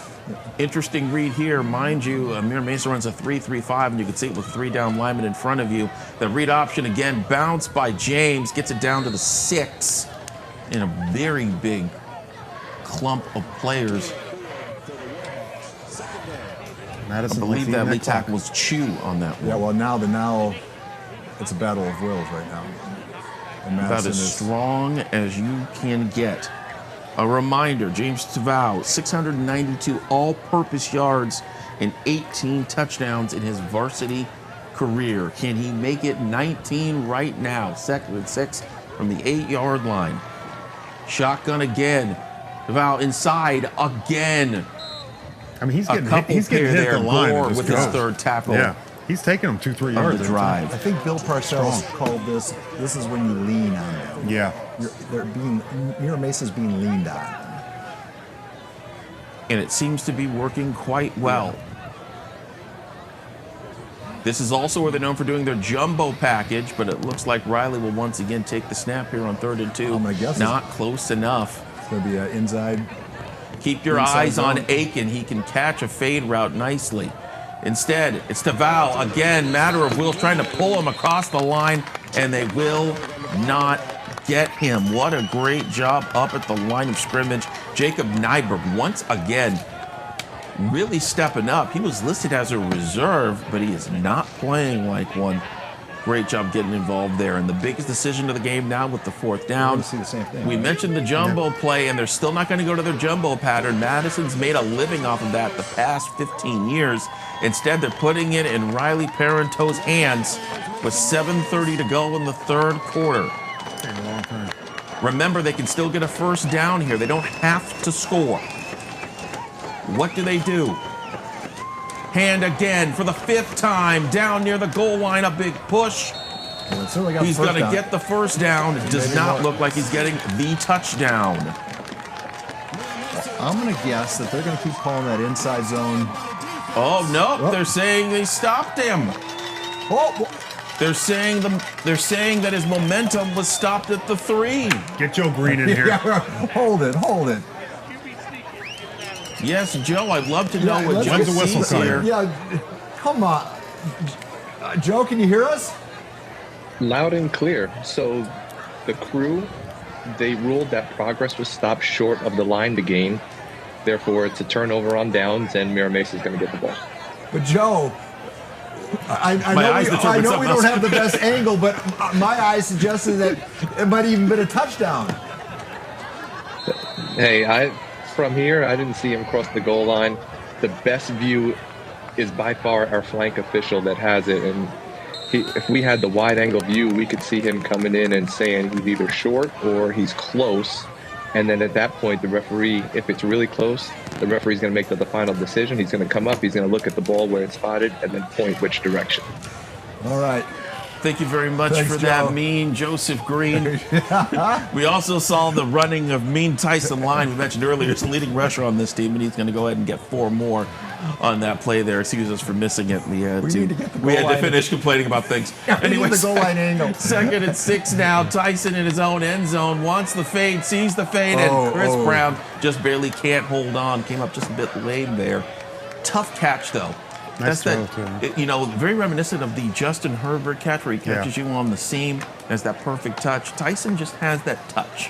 Yeah, put it right there. Nobody can get it but his guy. Do you think those two have maybe run that pattern a few times over the course of their careers? Once or thrice, sir, I think. Thrice.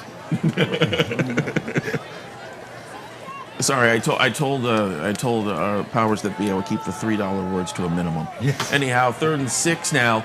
it's nice to stop them on 4th down, but you still have to do something with it when it's in the shadow of your own end zone or in it, as that's where Tyson throws from. And it is not caught. Sanders was his target on the play, but good defense there by Ronnie Steele, who's already got an interception in this game. Going to be setting up 4th down now, and what will be a pretty tough punt here from their own end zone. And with an athletic team like Madison, I would not want to face having to punt out of my own end zone against them. Not something I would certainly request. You know, we had Tyson in our podcast, and we were talking about Cedar City, and he was saying why the Southern Utah recruiting experience really attracted him, and the outdoors. And of course, you know, the young man was talking about it, how much he enjoyed it, and of course, Bert had to, wait until January. Bert had to ruin it. Here comes Eddie Medina, gets it away cleanly. Good job by the Mira Mesa punt team to block. Ball's going to bounce around just a skosh. It's going to end up in the versatile hands of Junior Curtis, who takes it out into Mira Mesa territory. Madison, they don't score the last time. Can they make good on it this time around? You're watching KUSI Saturday Night Special.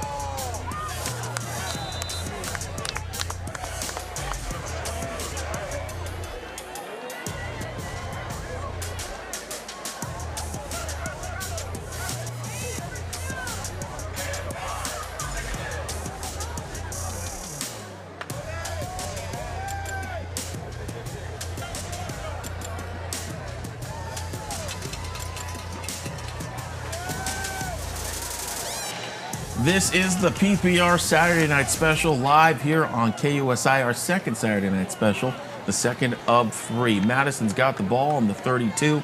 We just saw a quick out pass to Sola, and now we're going to see Riley getting back to work. 8 for 12 in this game for 58 yards and a touchdown. What does he have now? You see Mira Mesa's defense is creeping. Instead, they're going to go ahead and run it inside. Isaiah Drake with his first touch of the ball game, and it doesn't go much of anywhere, as you can see there, lead tackle by Danny Underwood.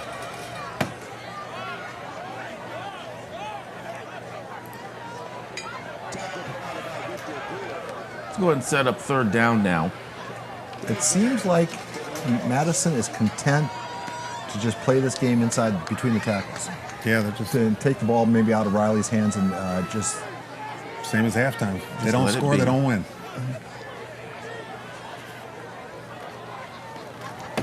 We'll set it up now with 3 wide receivers to the left, the far side of the screen. Quick setup. It looks like they're only going to be facing a rush from 3, but now they undisguise that defense. They're setting up with a rush of 4. Riley trying to find some space, going along the sideline, steps out of bounds. Can't see if it's a first down. Sure looks like a first down from here. Did a nice job avoiding the sack. But there is a flag on the play. Let's go ahead and lean in and see what they've determined is the issue. As the ball stands, they are short. A little bit more discussion than I reckoned we would have. So it makes me wonder what their decision is. I wonder if they're looking at a block at this moment. Yeah, it's on Madison. A little bit more chatter. Joe, what would they be talking about here? It's hard to tell because I didn't see who threw the flag. So right now we have in question the line to gain. So if the offense made the line to gain, then there shouldn't really be a question if the defense is going to accept the penalty. So I'm speculating at this time. We had a quarterback that rolled out near the sideline. It was just a hold. Could be best hot wings in Conway, Arkansas. I've been discussing, Could be anything. Oh. accept the holding penalty. They're going to bring him back. So left guard. I believe that the quarterback was short of the line to gain, so they gave the defensive coach an option of accepting the penalty and bringing him back, repeating third down, or declining the penalty and be like 4th and 1. So, Joe, I want you to know. That was what the delay. I want you to know, Joe, that there are a lot of people who love football that are so happy you are here right now, Yeah, so they are or so tired of us. But you know what? I'm here to tell you right now, we don't care. That's why we love you. 3rd and 16 now. Joe. What can Madison do after that short setback? Jaylen Brown back in the game, and he's motioning to his left. He looks open, but he doesn't care because he's got a deep ball. He's going to throw it, and it doesn't matter because Danny Underwood gets interception number 2 of the ball game. One issue, though, might be ruled down at the 2 rather than in the end zone, but it does not matter because the Mira Mesa defense has stepped up once again for the 4th turnover of the ball game. Let's look at it again. For a second there, it looks like the receiver gets behind the defender. And it doesn't work. Mira Mesa has new life. Can they make something of it is the question. We'll find out where the ball's placed. Danny strikes him out. Can Tyson Line throw him out? We'll be right back.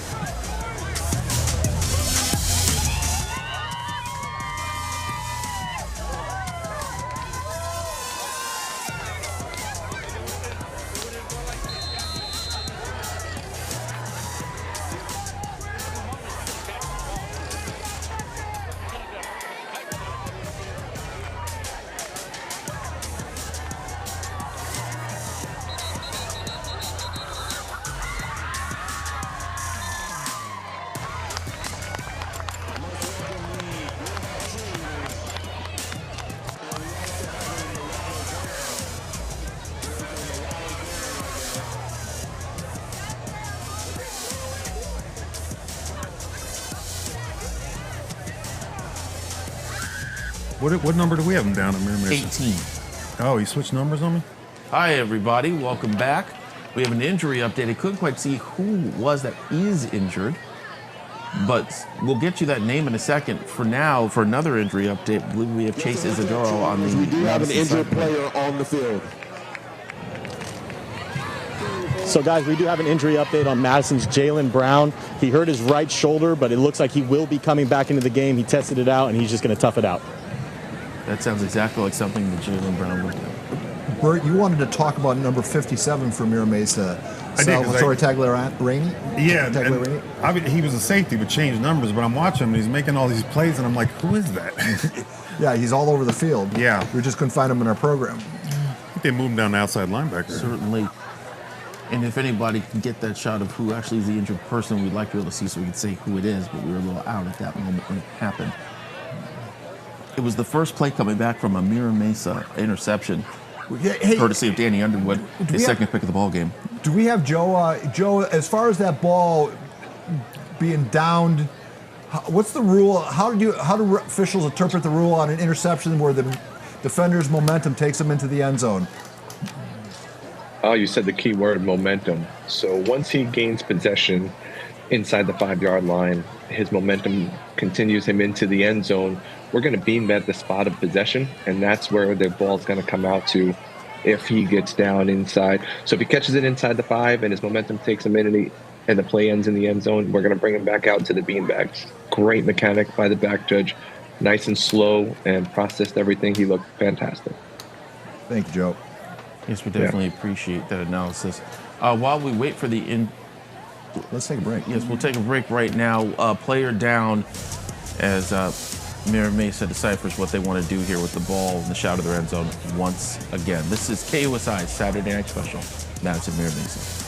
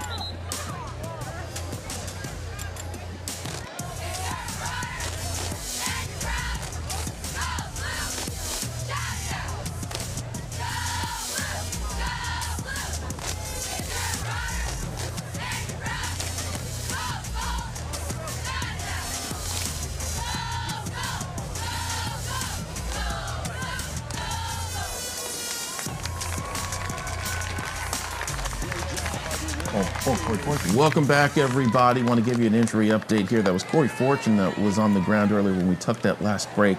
He has since been able to walk off the field, so good news in that regard. Mira Mesa still has another problem, though. They're once again in their own end zone and need to get out of it. And they have a brand new left tackle in the game. Yes, they do. Not exactly what you want to see. Second and 10 on the 2. This is probably going to be a nice run. So, nope, we're going to go ahead and pick it up. Try to find something. Mackay has hands on him, but he's able to escape the end zone and make it third down. See, there's something. Yeah. You know, talking to Coach Morales about the problem in situations just like this. Fortune's when he's your best lineman. You lose him, but you're actually losing 2 starters. Certainly. You know, and that's just the perils of being a team that has to play a lot of guys both ways. And you lose toughness. You lose an edge when you lose guys like that.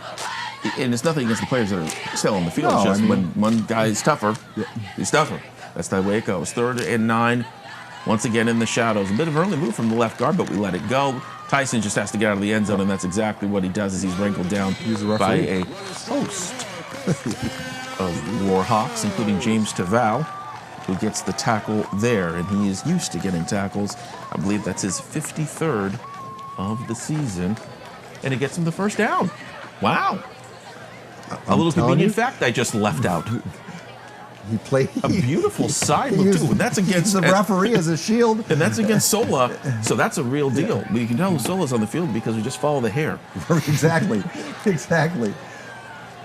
I saw that's that a Head man. and Shoulders I saw commercial. that man make a spear like Roman Reigns 2 weeks ago.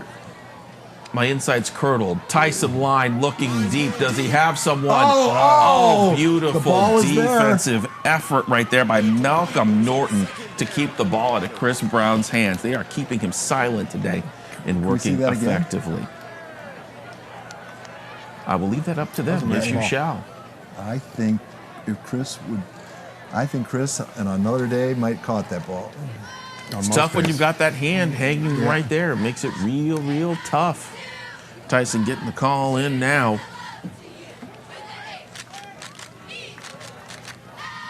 Who would have bet the under in this one?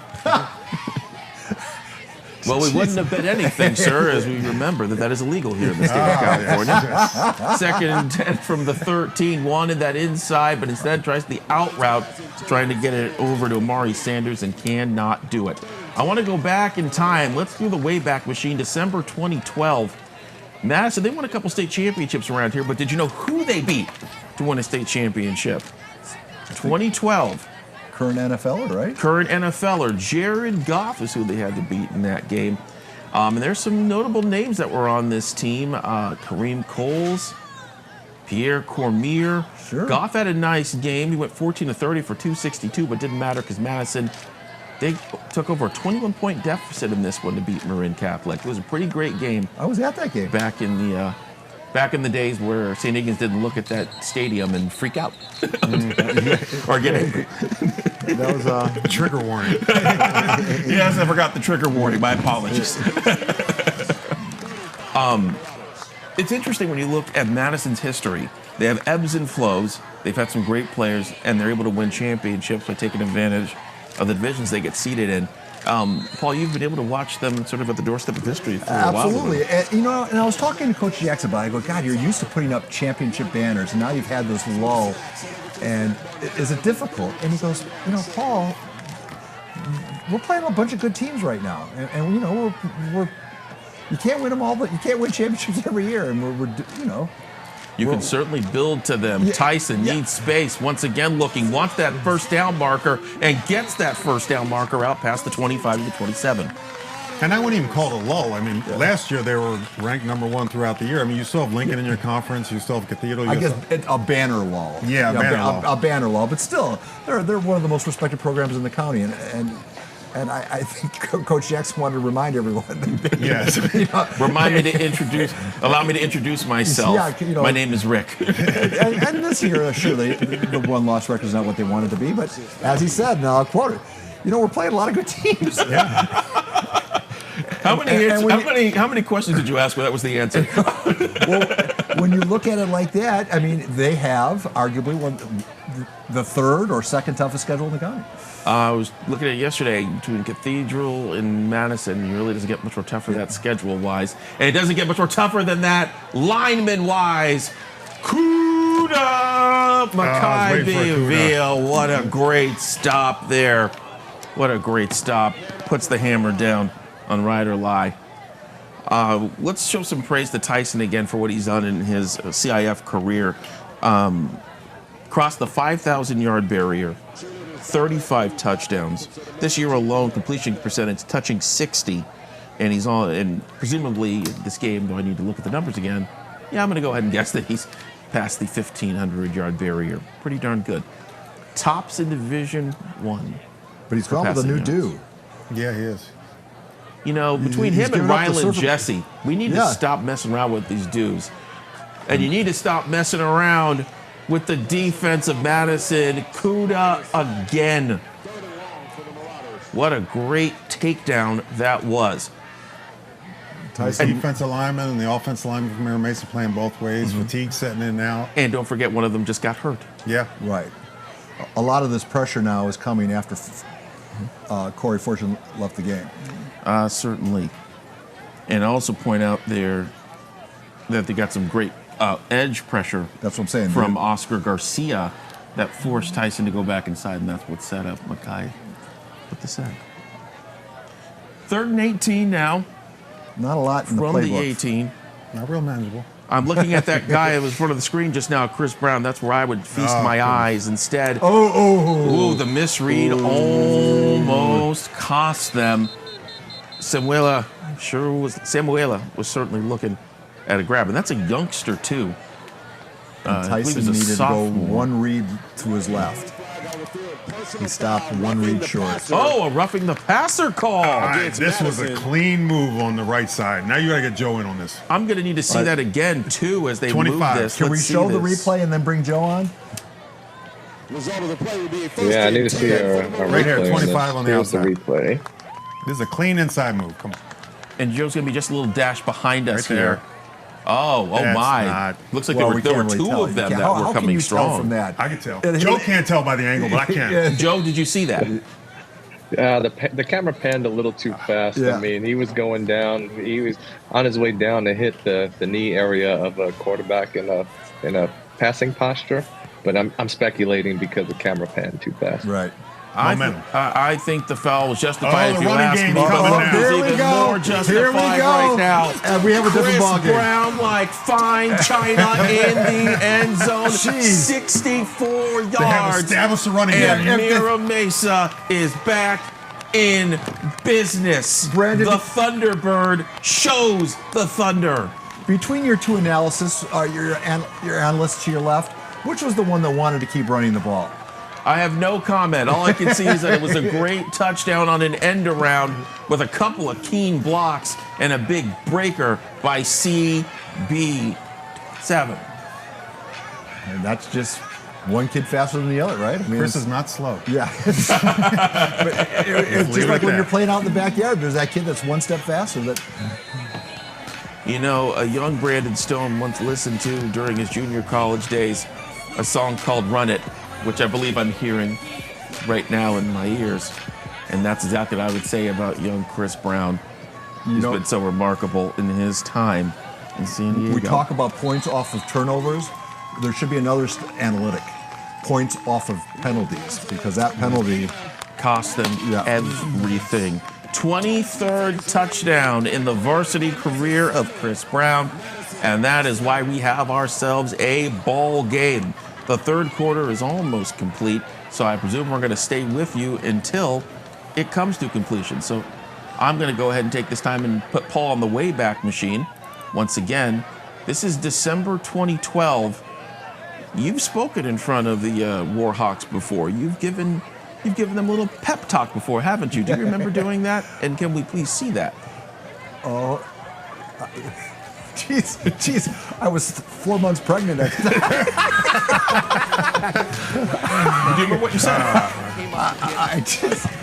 I don't know, but vertical stripes hides it though. You had the right idea with the vertical stripes.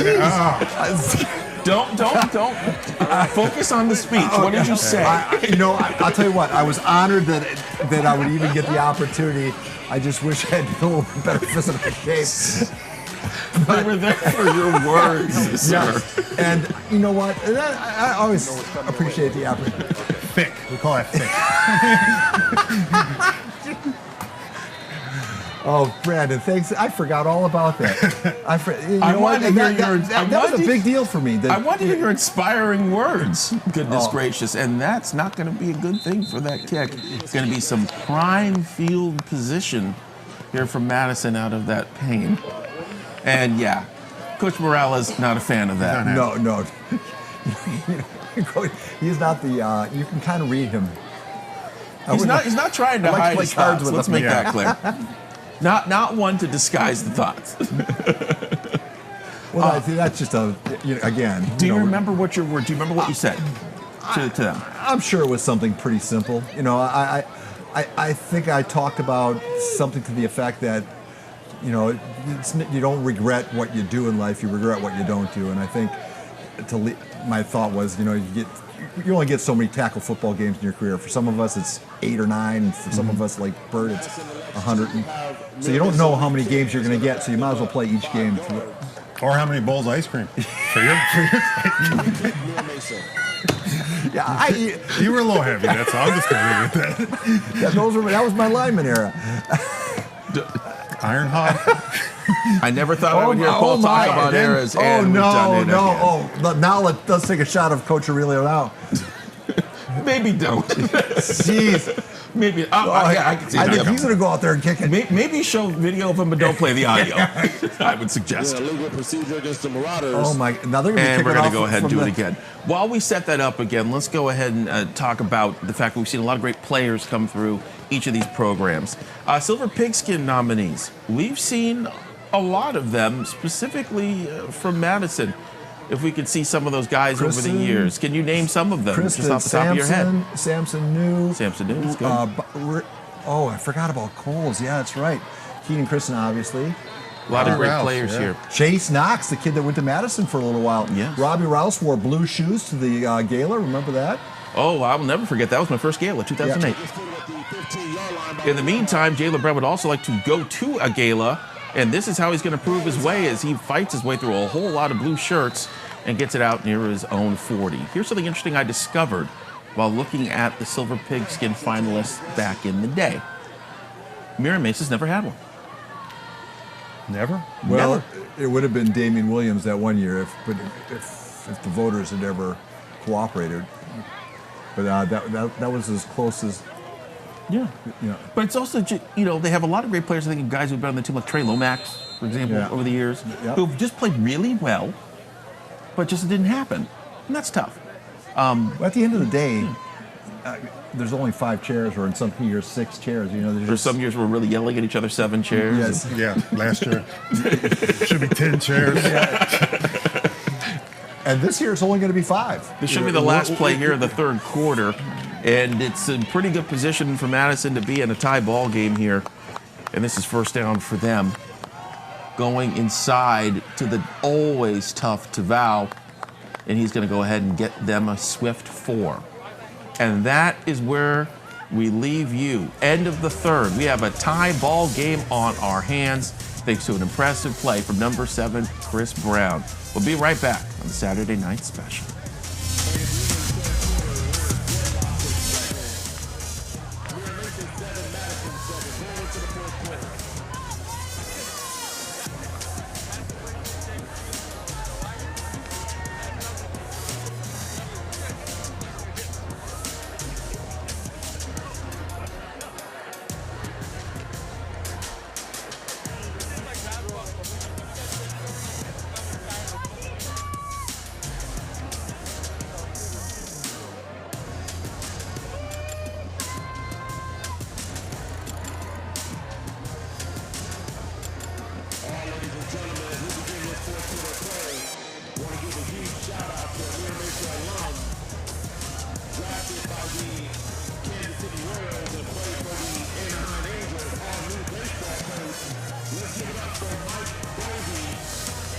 baseball coach at Mira Mesa High School.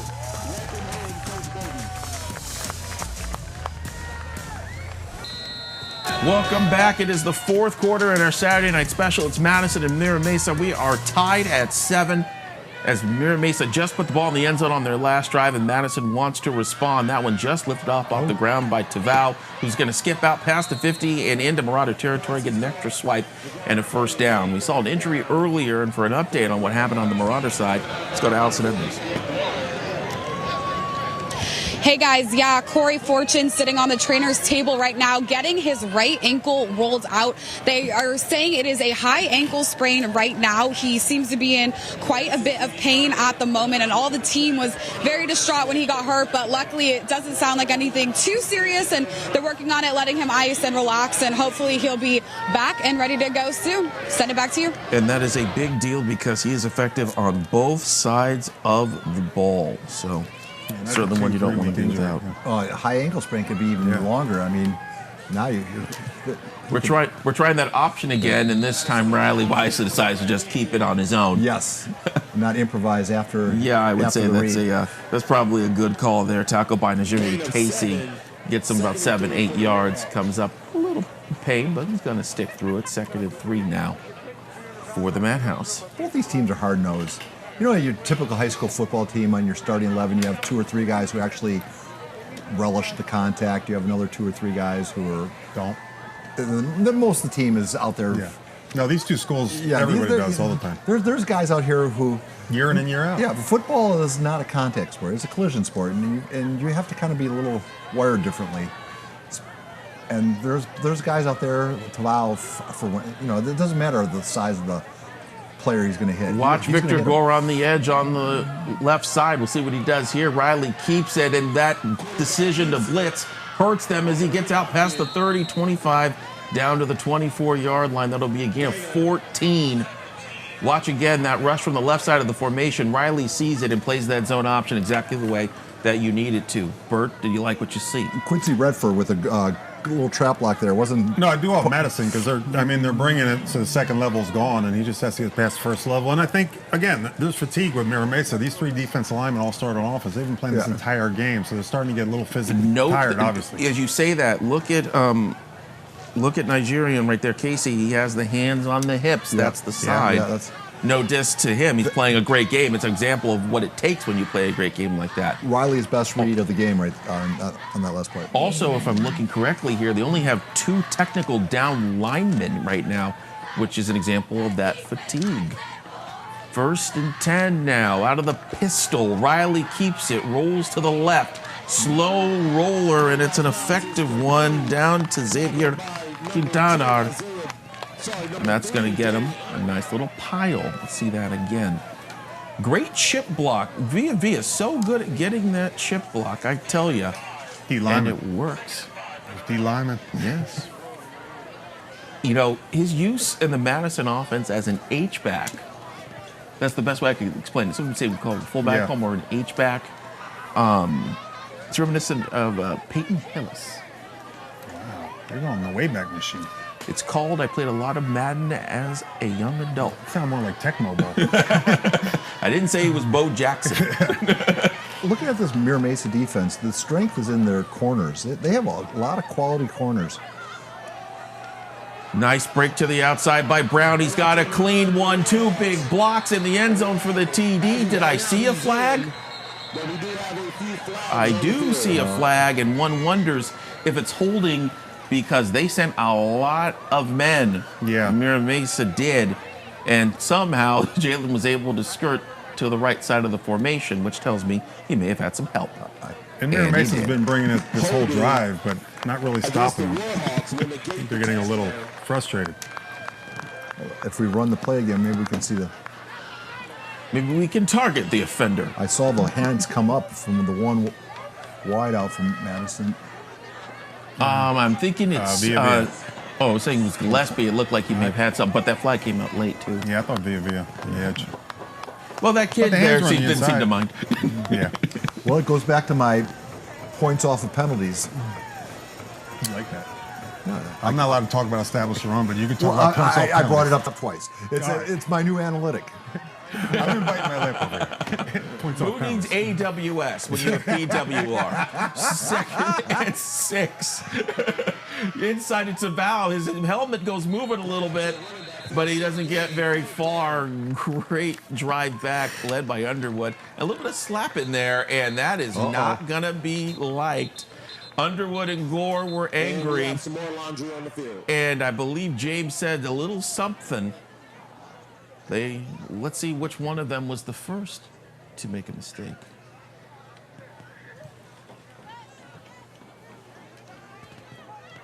Oh, so slapped him in the back of the head and they caught him right there. They never catch the. Well, no, that was the line. That was on Madison's offensive lineman. I wasn't able to see which one, but let's not point him out anyway because that's mean. Let's all listen now. All right, Joe Green. Joe, this is when things start to get chippy. What's an official's role in all this? All right, so this was a dead ball foul. This was after the play. They called an unsportsmanlike conduct on the offensive player. So still going to be 3rd down. They're going to go back 15 yards, and the clock should be live.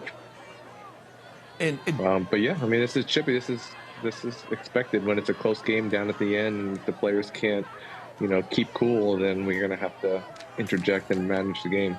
Joe, stay right there. I want to ask you an important question about this, but I want to make sure we get this play in before it. So stay right there. This is 3rd and 18 now. Madison, they can't put the game away here if they make something happen. They can sure make it a whole lot more difficult. Will they go to Brown on a screen? No, he'll be in pass pro as Riley throws deep. Big catch, held on. Is he in? Xavier Quintana, touchdown, and he's taking it like Victor Cruz. Boy, Madison back. What a grab. What a grab. It was something. The TikTokers will tell you what it was. I certainly can't other than tell you it was a beautiful catch by Xavier. Catch number 23 of the year. I mean, that's just he was covered. And full Shea had him. Well. Connor Shea has nothing. Doesn't get much better than that. His Connor Shea was in the right place. Second catch of the day, puts it through, and Madison has themselves a 13-7 lead, which could be a 14-7 lead. We'll go ahead and get the extra point here, courtesy of Alan Lopez. And there's no doubt about it. Madison had to respond, and they do. Xavier Quintana, he's been a big deal since 7-on-7, and now he's got Madison up by 7. We'll be right back.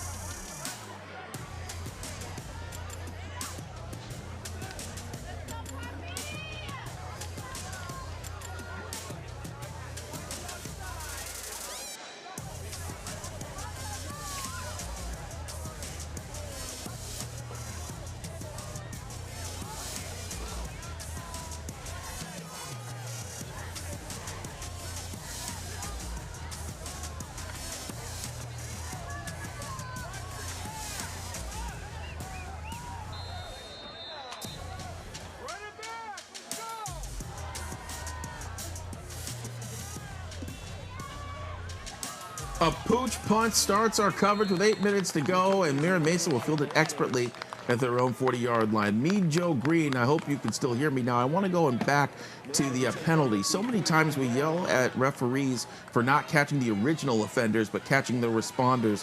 What can you say to those critics of how you guys were able to rule that? Yeah, philosophically, we want to get the first act no matter what, but sometimes it just doesn't work that way, and oftentimes we catch the retaliation. So that's the one. No matter what, if you see it, you have to throw a marker down. But like I said, philosophically, we want to catch the first act there. And do you? But I don't think there was a first act unless. Yeah, there no, was They got Yeah. the first act this time around, and Tyson, he's got someone too. Oh, Problem boy. is, can't get it to He'd him. like to have that one back. Thank you very much for that, Joe. Appreciate the answer on that. Tyson felt heat coming up the middle there and just got rid of it a half second sooner than he wanted to. That's the way it goes Yeah. sometimes. That's the way it goes. Yeah, nothing in the middle of the field for them with 2 safeties out, which is a little surprising. But missed that one. I mean, they had that one. Hey, just a big thank you to Joe Green for he just worked a game, and now is working our game for us, and he's adding a lot of insight. So we are very grateful. And didn't even flinch when asked. Yeah. Joe, thank you so much.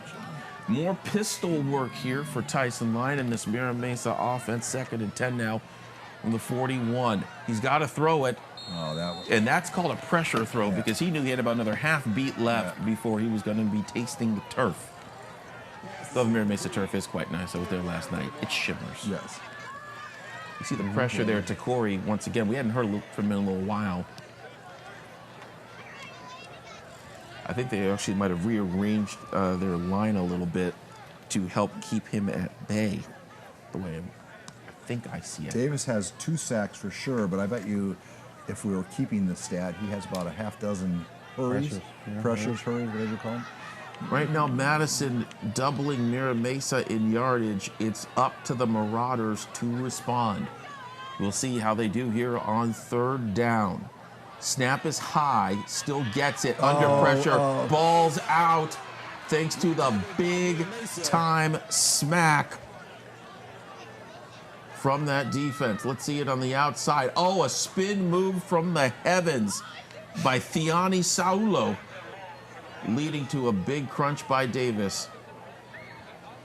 And suddenly, that's how the game changes. And you know, this is a double-edged sword. Not only you're not moving the ball offensively, but you're going to put a tired defense back on the field right away. And this is where the game can slip away from you. Yeah. Yes. Yeah. I think that already started. Well, yeah. Have some faith there, sir. It's high school football. Crazy things happen in high school football. Anything can All it takes is a muff punt. You are jinxing somebody again. Look at you. This one will take a bounce here. Will Jalen go for it? He will. He'll nab it at the 45. See some sort of lane. Makes it worth it down to the 35. That's where his foot went out of bounds. Jalen always loves to tiptoe those sidelines. 2 of our sideline photographers I just saw there. General Tim Gaughan, who's been with the PPR for over 20 years, working the one sideline, and Kerry Garnett, who's been with the show over 10 years, working the other. You know, it's funny, I just realized, where did you say that Joe Green was right now? Central Arkansas. Which is Conway, Arkansas. Which is exactly the same area that our photographer, Kerry Garnett, grew up in Arkansas. I did not know that. How did you? I just pick up some things over the years. Jeez.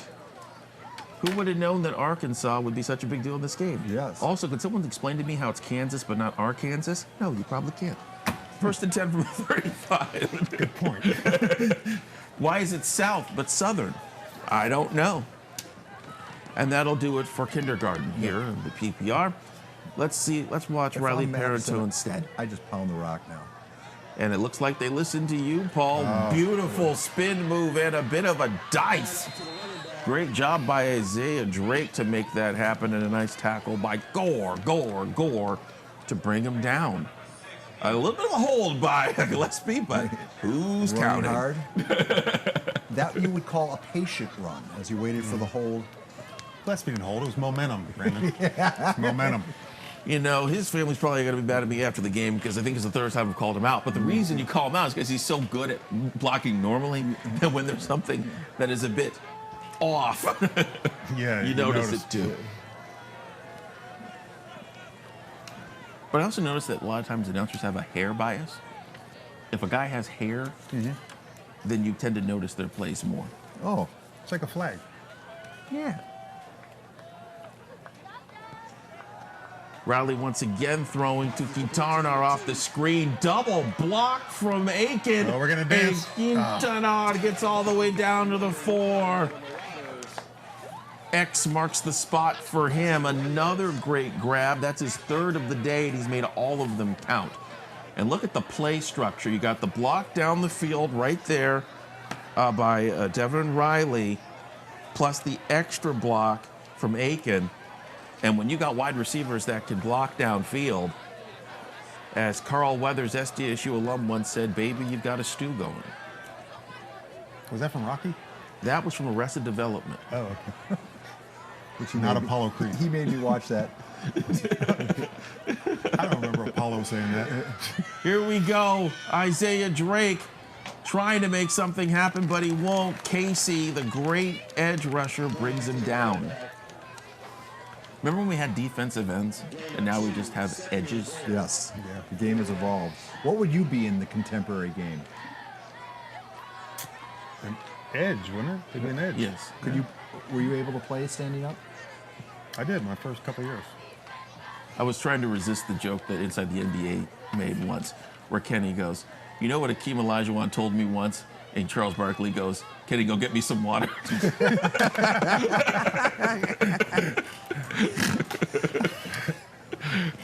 But no, Bert's a legend, guys. We love him. All right, back to here. And we love to see some hard-nosed football, which we're about to see right about now. 2nd and 3. Lots of receiver options, but Drake's been good, but we've got ourselves a bit of a whistle. Boy, Is this a delay of game? Against Yes, the it Warhawks, is. back them up 5 yards. Still 2nd and goal. Those are the mistakes you just can't see. That is the 11th penalty against Madison today. It has not been a pure game. Not by any means. Interesting, though, for the team that's up to be penalized the most. Not what you normally see. 2nd and 8 now. 2nd and goal, as it were. He's got Drake in the flat. You know Drake had an album come out today, but I'd say the best Drake on this field just put a touchdown to put Madison up by 2 scores. Didn't Drake get in trouble for sampling some song that... That album was trash today. He's not getting in trouble for anything. That was nice, though. Yeah. I guess you're sampling why he has no friends in the industry, but Isaiah's got a lot of friends right there in front of him. Nice touchdown there for Mr. Drake. That was pretty simple. Their senior and their 3rd option there at running back, and he makes it count. That's the depth thing. Yep. And that's not young depth. That's a senior who's getting the opportunity and making it happen. He's got it, for the San Diego State fans in the room, he's got that Martin Blake feel where you kind of come out of nowhere as the walk-on and you make it happen. But anyway, there's the touchdown, and there's the extra point, courtesy of Alan Lopez. I don't think it's getting away from him, but I think there is still a lot of fight to go. 4:29 on the clock. The problem is and it's a 20-7. Mira Mesa game. hasn't shown the ability to sustain anything now. And now they are one-dimensional. They could still make it happen. They could still make it happen. I'm a man who tries to keep the faith around here. I want to go back to something special that happened around here on July 4th. I don't know where you were on July. I know where I was on July 4th. I was in Coronado at the their little parade. But you were here, Paul, doing a commitment ceremony for Lynn Martell Hughes. That was a big deal. It went something like this. It was a big deal. Man chose Arizona State of all the schools. I believe in the history of our 25 years of prep coverage, it was the first time on a national holiday that we did a live commitment on KUSI. Sort of like it's a day of independence, and yet he chose where he wanted to be confined to for the next 4 years. It's something I think it's some of the most fun TV we do around here is sharing college commitments. And it started out, remember, with Todd Doxey back? Boy, yes, by now, I do. if you're not Another playing short up, one. I would. Interesting to bat it, because that would mean if he touched it.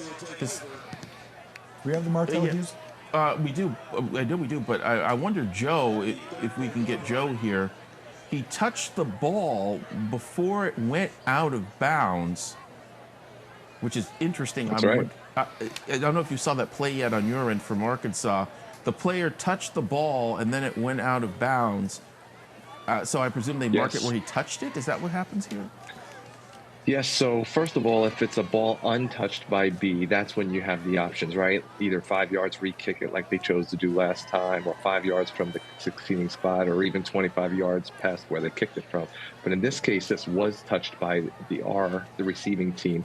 So that means the ball's going to be out where it went and across the line of scrimmage, across the sideline. And is that, we put it at the 35, right? If you wanted to choose to take the ball somewhere, it'd be at the 35? That's if it's a kick out of bounds, untouched by the receiving team. So it was actually a bad move because they're at the 33 instead, where Tyson Lyon is trying to run for his life. The ball's on the ground, but I don't think they're going to call that ball on the ground. But there were a lot of humans trying to take that ball away from him, led by Thiani Saulo and to Corey Davis. You know, as time winds down, I just want to call attention to Mira Mesa's left guard. His name is Quincy Smith. He originally wore number 16, and then a series of injuries up front. He transferred in from Bishops. He's, I think, the lone transfer on the Mira Mesa roster. 6'1", 250 pounds. He told the coaching staff, "Hey, we need help up front." He requested a number change so that he could play in the line. Wow. I think that's the special kid. Watch your back, Tyson. Oh boy, because if you don't, you're gonna get reeled in real quick by Oscar Garcia making the play. And that's speed off the line. You know, that's the absence of Corey Fortune right there.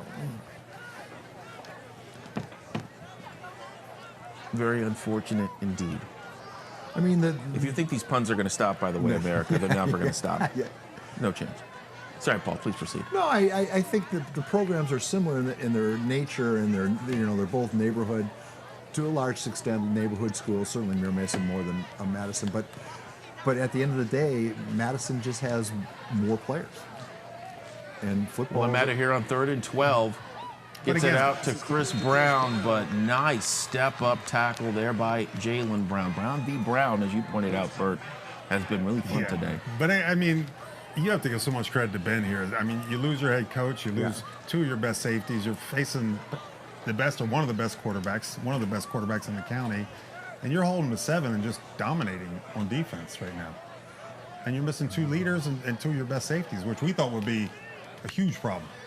Hey, you know, as the game ticks down, Brendan, we should remind everybody to keep it right here on KUSI, because we're going to have an extensive post-game show. We're going to take you right up to the top of the hour. So, and when we say extensive, we mean extensive. We might be singing. Oh, there's a guy. Oh, you get it. Big pass. What a catch. Just like that. Slips away.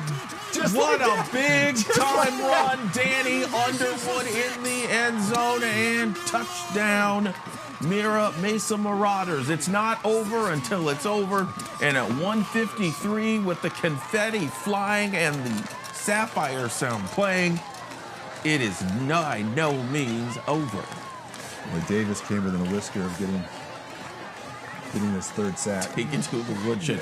And Ronnie Steele, he was going for the hit, going for the ball, going for something, but it didn't quite get there, and that allowed Danny to run free.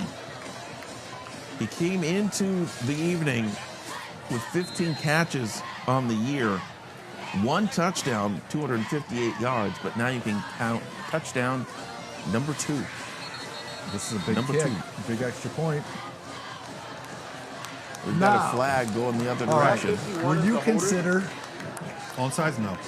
No, going for the 2-point. No.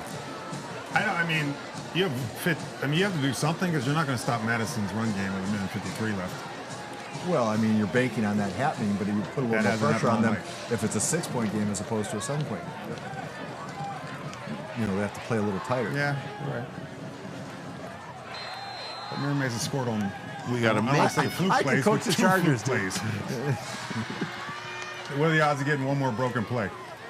Those are your 2 It's scores. high school football. Unbelievable. Now tell me, can he go in for a touchdown? Boy. Or a 2-point conversion? Excuse me. Kickers aren't used to being hit that hard. No, they can. Well, that was the holder for the record. Holders aren't used to being hit that hard. That was the holder. Thankfully held on to it. And, you know, that's a tough one. Great job by the edge one. He thought he was getting in. To hit that wall. They looked like Bill Belichick in that game against Miami on Sunday night. So now the one where the Sunday nighter where you're allowed to watch the game and not the person in the press box. That's a bit of a tough one. But now the math is mathing, guys. That's where knowing the outcome, would you have gone for 2 now? Now it would. Yeah. Got to establish that run. Intriguing game though, 20-13. And I'm just putting this as a call out to the 2 people that can hear me. I would love to know from both of our sideline folks, once they can scramble to their respective microphones, what the moods are like on the respective sidelines. If Allison can tell us what the mood is like on the Mira Mesa sideline, I would sure like to hear about it. Hey, Allison. Hi guys. So it was pretty quiet over here, but of course after that touchdown, things got very excited. Everybody on their feet, standing on the edge of the sideline, ready to see what happens here in this final 2 minutes. Onside kick, onside kick. Rolls far enough, and Madison gets the ball in their hands. Probably not so excited now. Anyhow, Solo with the recovery. Shift again, guys. Certainly. Me and Joseph Green, if you are still out there, I would like to know about the procedure of an onside kick. What are the things that you are looking for when they happen, so that way you make the right call? Okay, so first it's the setup, right? We're going to bring our line of scrimmage officials up to what we call the box. So you're going to have all 4 officials inside the box watching the anticipated short free kick, and then the only person deep will be the referee. Now what you're watching is you want to make sure that the ball goes 10 yards before it is touched by the kicking team, and then the receiving team can touch it anytime they want to. Good perspective. I also like the rolling kick there where everyone can try and block it. That's pretty impressive. I'm wondering if Eddie Medina has a soccer background. I'm going to bet yes. I'm going to bet yes. In fact, I'm not even going to think about it. I'm just going to go find out. So, Paul, call this play. All right. I'm going to anticipate we're going to see a lot of Brown now in between the tackles. Running out of their customary pistol formation. Passing. No, that would be a mistake. It would be a mistake. There's only $1:53 on the clock. Who needs the Manning cast, honestly? Oh, he doesn't want to go out of bounds. Do not go out of bounds. And he did. That's. He stopped. He had it. You've been better off taking a knee than getting the extra 3 yards. You know what I forgot about, by the way? We were talking about Eddie Medina, that kicker, because time robs all of my memories. I'm pretty sure that's the same kicker that won the game for Mira Mesa when they played Scripps Ranch a couple of years ago. Eddie Medina, he was a freshman then. I think we remember do that something.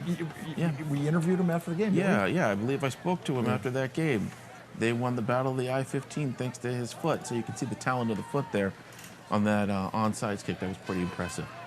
Well, 1:45 to go. I would note here both teams still have all 3 timeouts. We'll see how they decide to use them on 2nd and 2. Stay in, Madison. And Stay off inbound. to Tavau on the left side. Gains 2 blocks, pushing all the way out to the 33. Timeout there. That seems like time that it would be. We go ahead and watch this again. Good job by Devin Riley to make one downfield block, too. The wide receiver blocking is real. That's a big part of a wide receiver's game. He has to be able to block. And there is the timeout that you were looking for, the first one taken by Mira Mesa. The strategy, nothing more than run at this point, but the question that I have for you, Bert, is... This 132 is going to take 26 minutes. Yes, you're correct. How do you, not do you run, how do you run? What formation do you run? The wide side of the field. What strategy do you run? They're getting 8-10 yards a pop. I mean, the last one they did because he decided whether he wanted to go out of bounds or inbounds, and he stopped, and he waited, he thought about it, he checked his lotto numbers, and then he went out. So, I mean, at that point, there's really not an issue. Just line up and run. I mean, I was kind of surprised he tossed it, but. I think the only way Madison makes this game interesting is if they beat themselves, or do something silly. I think now's the time to get ultra conservative. Even though that's not the case anymore. That's 1970s thinking. Yeah, we're taking the knee. First and 10, do it again. Jalen trying to break to the outside, needs to stay inbounds, and does exactly that, and almost gets out to the first down while he's trying to do it. That would have been a nice defensive play had they been able to stop by Noah Chu there, and it really was a game-saving tackle because a first down might have put this one in the history books. But I mean, you can see physically what's going on. It's been going on for the last quarter. You're stacking, you're filling the box with everybody. You know they're running the clock out, and they're still banging 10 a pop every time. Yeah, that's just basically the way Mira Mesa's daring them to throw the ball. And once again, a reminder that even though there's 1:22 on the clock, first, this game may not end in 4 quarters because that's a possibility. Second, when it is over, do not leave. We're going to hear from the impact players of the game. We'll have Chase and Allison talking to them. We'll take a look back at some of the impact moments. And we're also going to talk more about the football world that is. We're going to talk a lot about what we saw in Week 8 of the PPR. We'll look back on a wild game involving the Wildcats as El Camino faced LCC in a game that went down to the literal last play. We'll talk about the top team in the county, Lincoln, and their dominance once again against Cathedral, getting their 20th win. Pretty big deal, I would say. We'll also go back to Joe Green one final time to get his thoughts on recruiting officials. Joe's kind enough to do this for us. But we have is that a Madison timeout? That's interesting. But I think Joe would like to see the officiating numbers grow so that Saturday night games would be an option instead of a necessity. Brandon, does Mira Mesa have 2 left or 1? Say that again, sir? Absolutely. I mean, we need bodies. I mean, we're so shorthanded. We've lost so many officials since COVID, and for one reason or another, they have not come back. They're starting to trickle in, and honestly, being on here, you guys have been such a big support and recruited in our recruiting efforts. I thank you so much because every time I come on, we get a few phone calls for people that are interested or actually signed up for the following years. Thank you, thank you, thank you. And I'm honored that you consider me part of your team now. So I'm always here for you. Well, Joe, stay with us at least until the final gun. But a big thank you, and we look forward to having you involved in next Saturday's game. Sounds good. 2nd and 1 into James Tavau. He's going to cross that first down marker. And that might about put that one on ice. The last thing I can say to Joe is, hey, if you become a ref, do you get that cool quarter zip sweatshirt like he has on? Because that might get me to, go be the back You're judge such a for fashion the guy. We have a couple of uniform suppliers in our association, a couple of different options of what you can get. Each crew sometimes does a fun little thing by getting each other either polo shirts or zip-ups like this, and this one is for our crew today, and it's perfect for when the weather's a little cool. All right. Well, you got those fans trying to fire things up here in this last moment. No timeouts on the clock, but anything's possible. Joe, do you have to take the Greyhound home, or is there an airport in Conway? There is. I'm going to drive out to Little Rock, take the 5 a.m. home. All right. Go see my baby. All right. Well, yeah, you have the youngster at home waiting on you. So we wish you a safe journey, and barring some sort of calamity here, you can call it a night. Hit the time card, and we'll get the check in the mail. Thank you. You just hang tight over there. Well, we hang tight over here. 1:16 on the clock. Madison holding on to a 7-point lead. It should just take a handoff and kneel or two, but anything is possible. I mean, we are in the town that Herm Edwards used to play football in, so you never know. To Riley, and he will put the soft knee down on first down. And take one more of it. An interesting game, to say the least. Yeah, I thought it was a pretty entertaining game. A quick start, bit of it wasn't a lull, it just was incomplete for a little while. And then things got real spicy at the start of the third, and respect to Madison for getting the go-ahead score, getting the cherry on top, then whittling it down the best way that they could.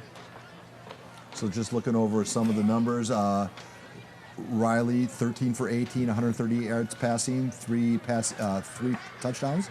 Jalen Brown, 9 carries, 56 yards, 1 reception, 4 yards in the TD. Mira Mesa's Tyson Line, 8 of 18. I think he would look back on a lot of those numbers was just the heat that he was under.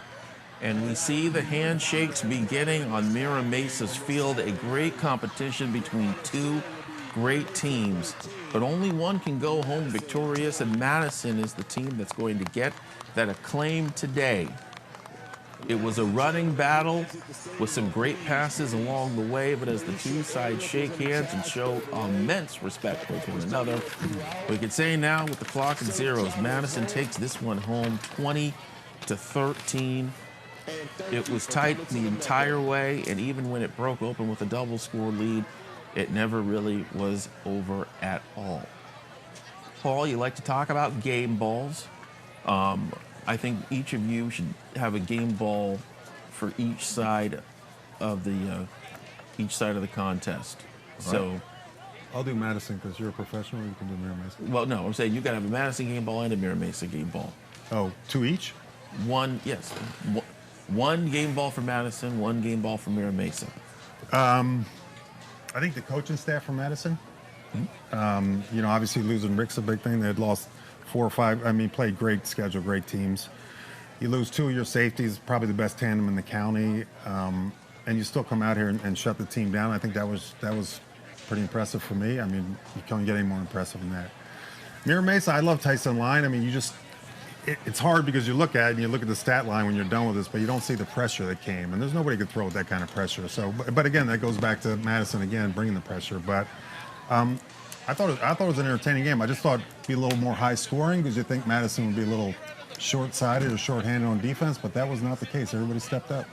Go ahead, Paul. I think the game ball goes to Jalen Brown on the Madison side, and I would number 57, that Sal Tagliarini, or Danny Underwood. Maybe they split the ball. I thought they both played their hearts out. Safe choices on both sides. Game ball for Madison to me. I'm going to piggyback off of Bert. When you get told you're not going to have your leader, and in the case of Madison, the truest form of leadership in Rick Jackson, everybody's got to pull the horses around. And when you see what Ben and co were able to do, it's a talented staff, so I'm not surprised they were able to do it. But that takes a lot. I also want to say, when you make big plays when they matter most, that's exactly what Xavier Quintana did today.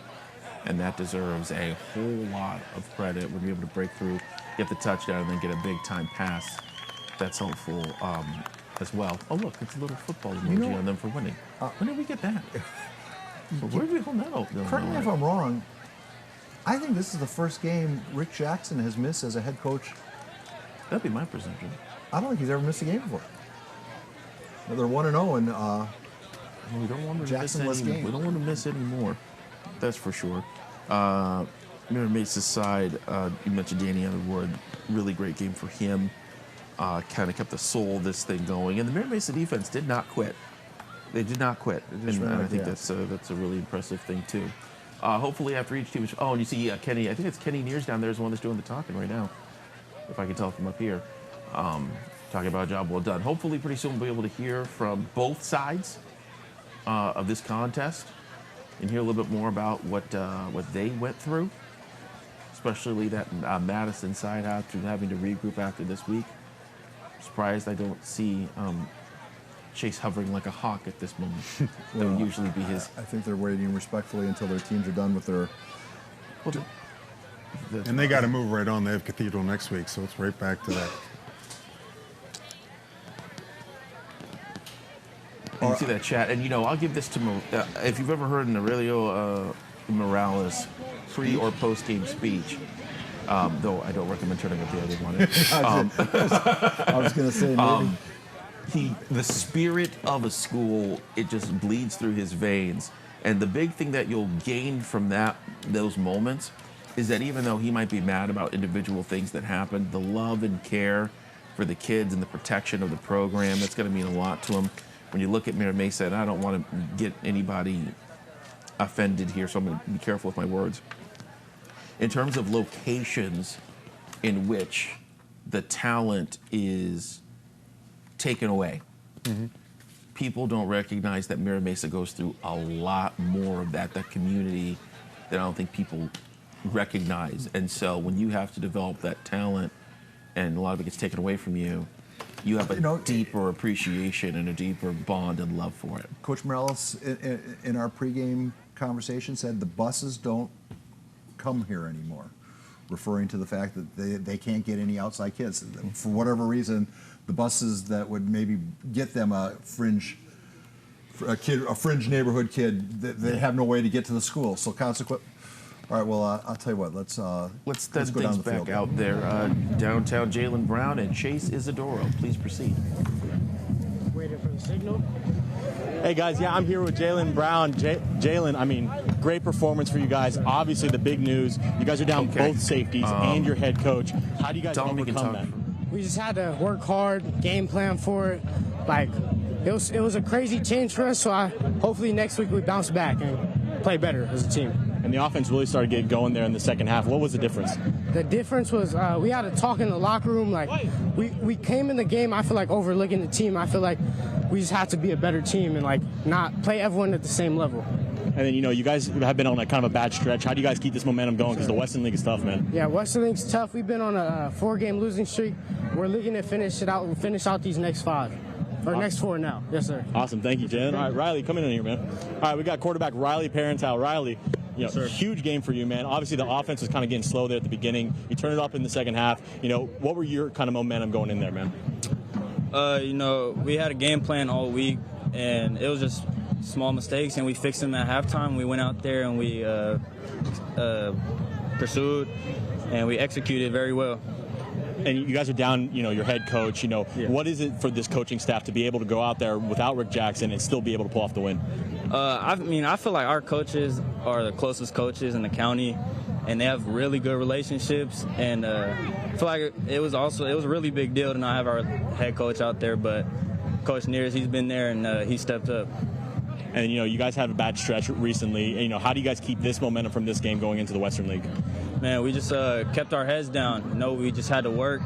We knew what our schedule was like, and we knew what we had ahead of us, and we just kept our heads down. And every week we just go in and work. Awesome. Thank you so much, Riley. Thank you. Have a good one. All right, we're going to send it back to you guys in the studio. If you see, is Jalen still next to you? Can you yell at him from where you are? Or has he run off too far? I think he actually just ran down over there. What would you like to know?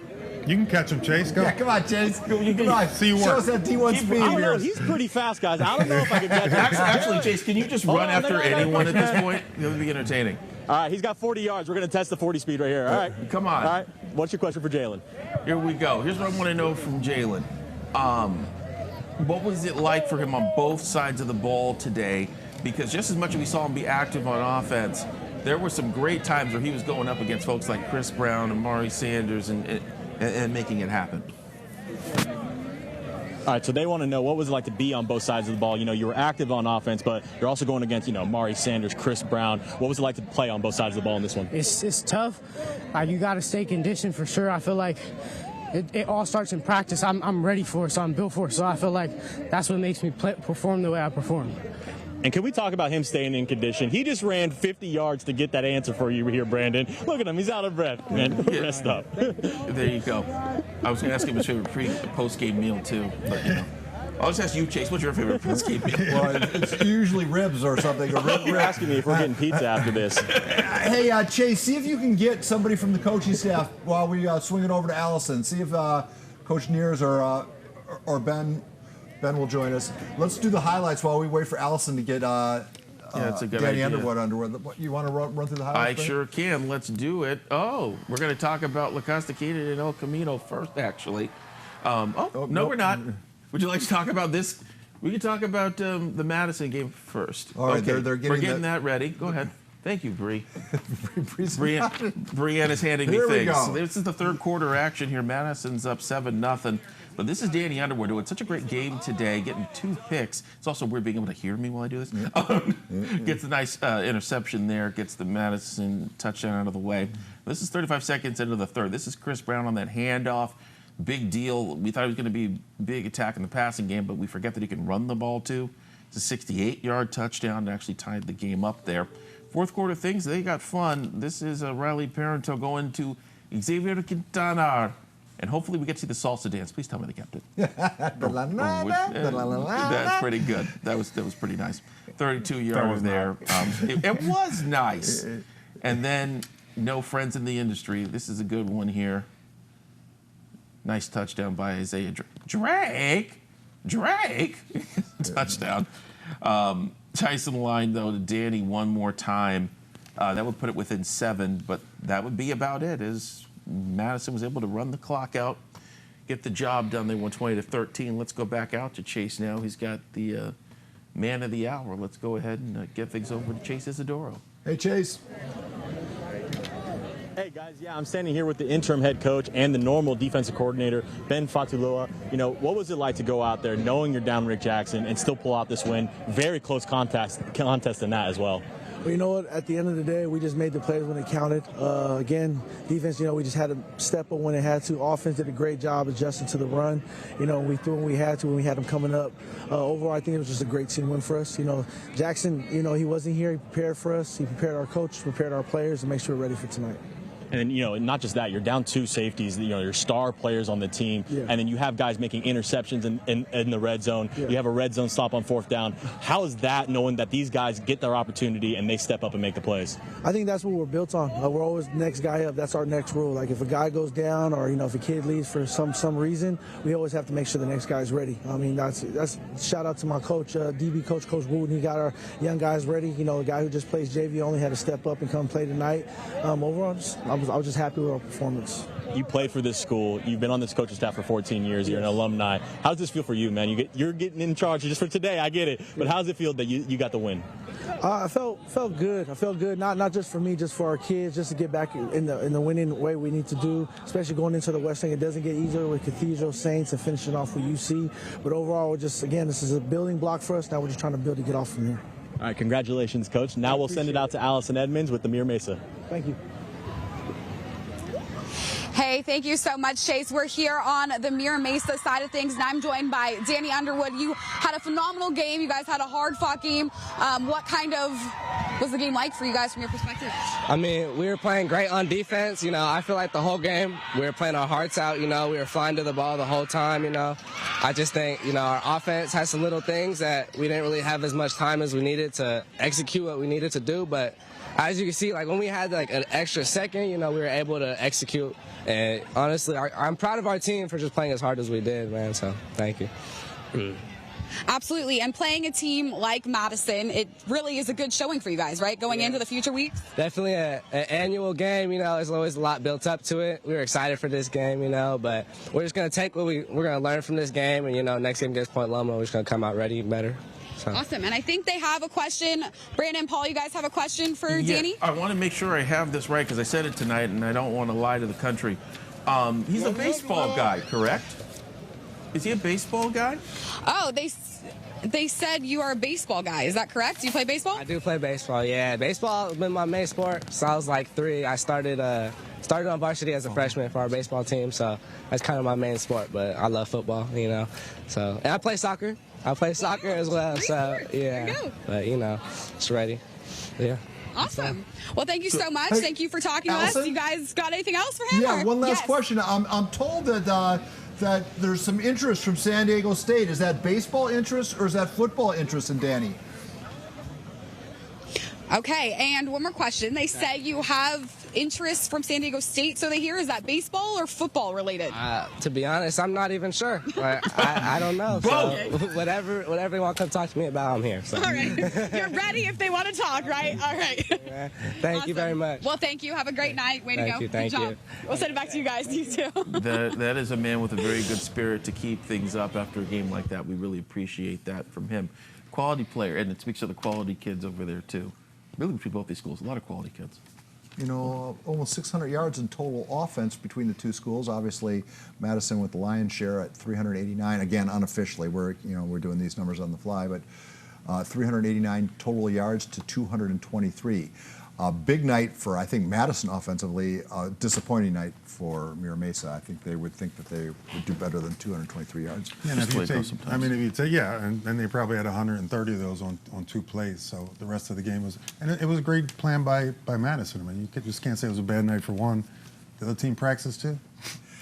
They're all trying to make this their game way. was probably kept close by just Madison's number of penalties. 11 penalties for 91 yards.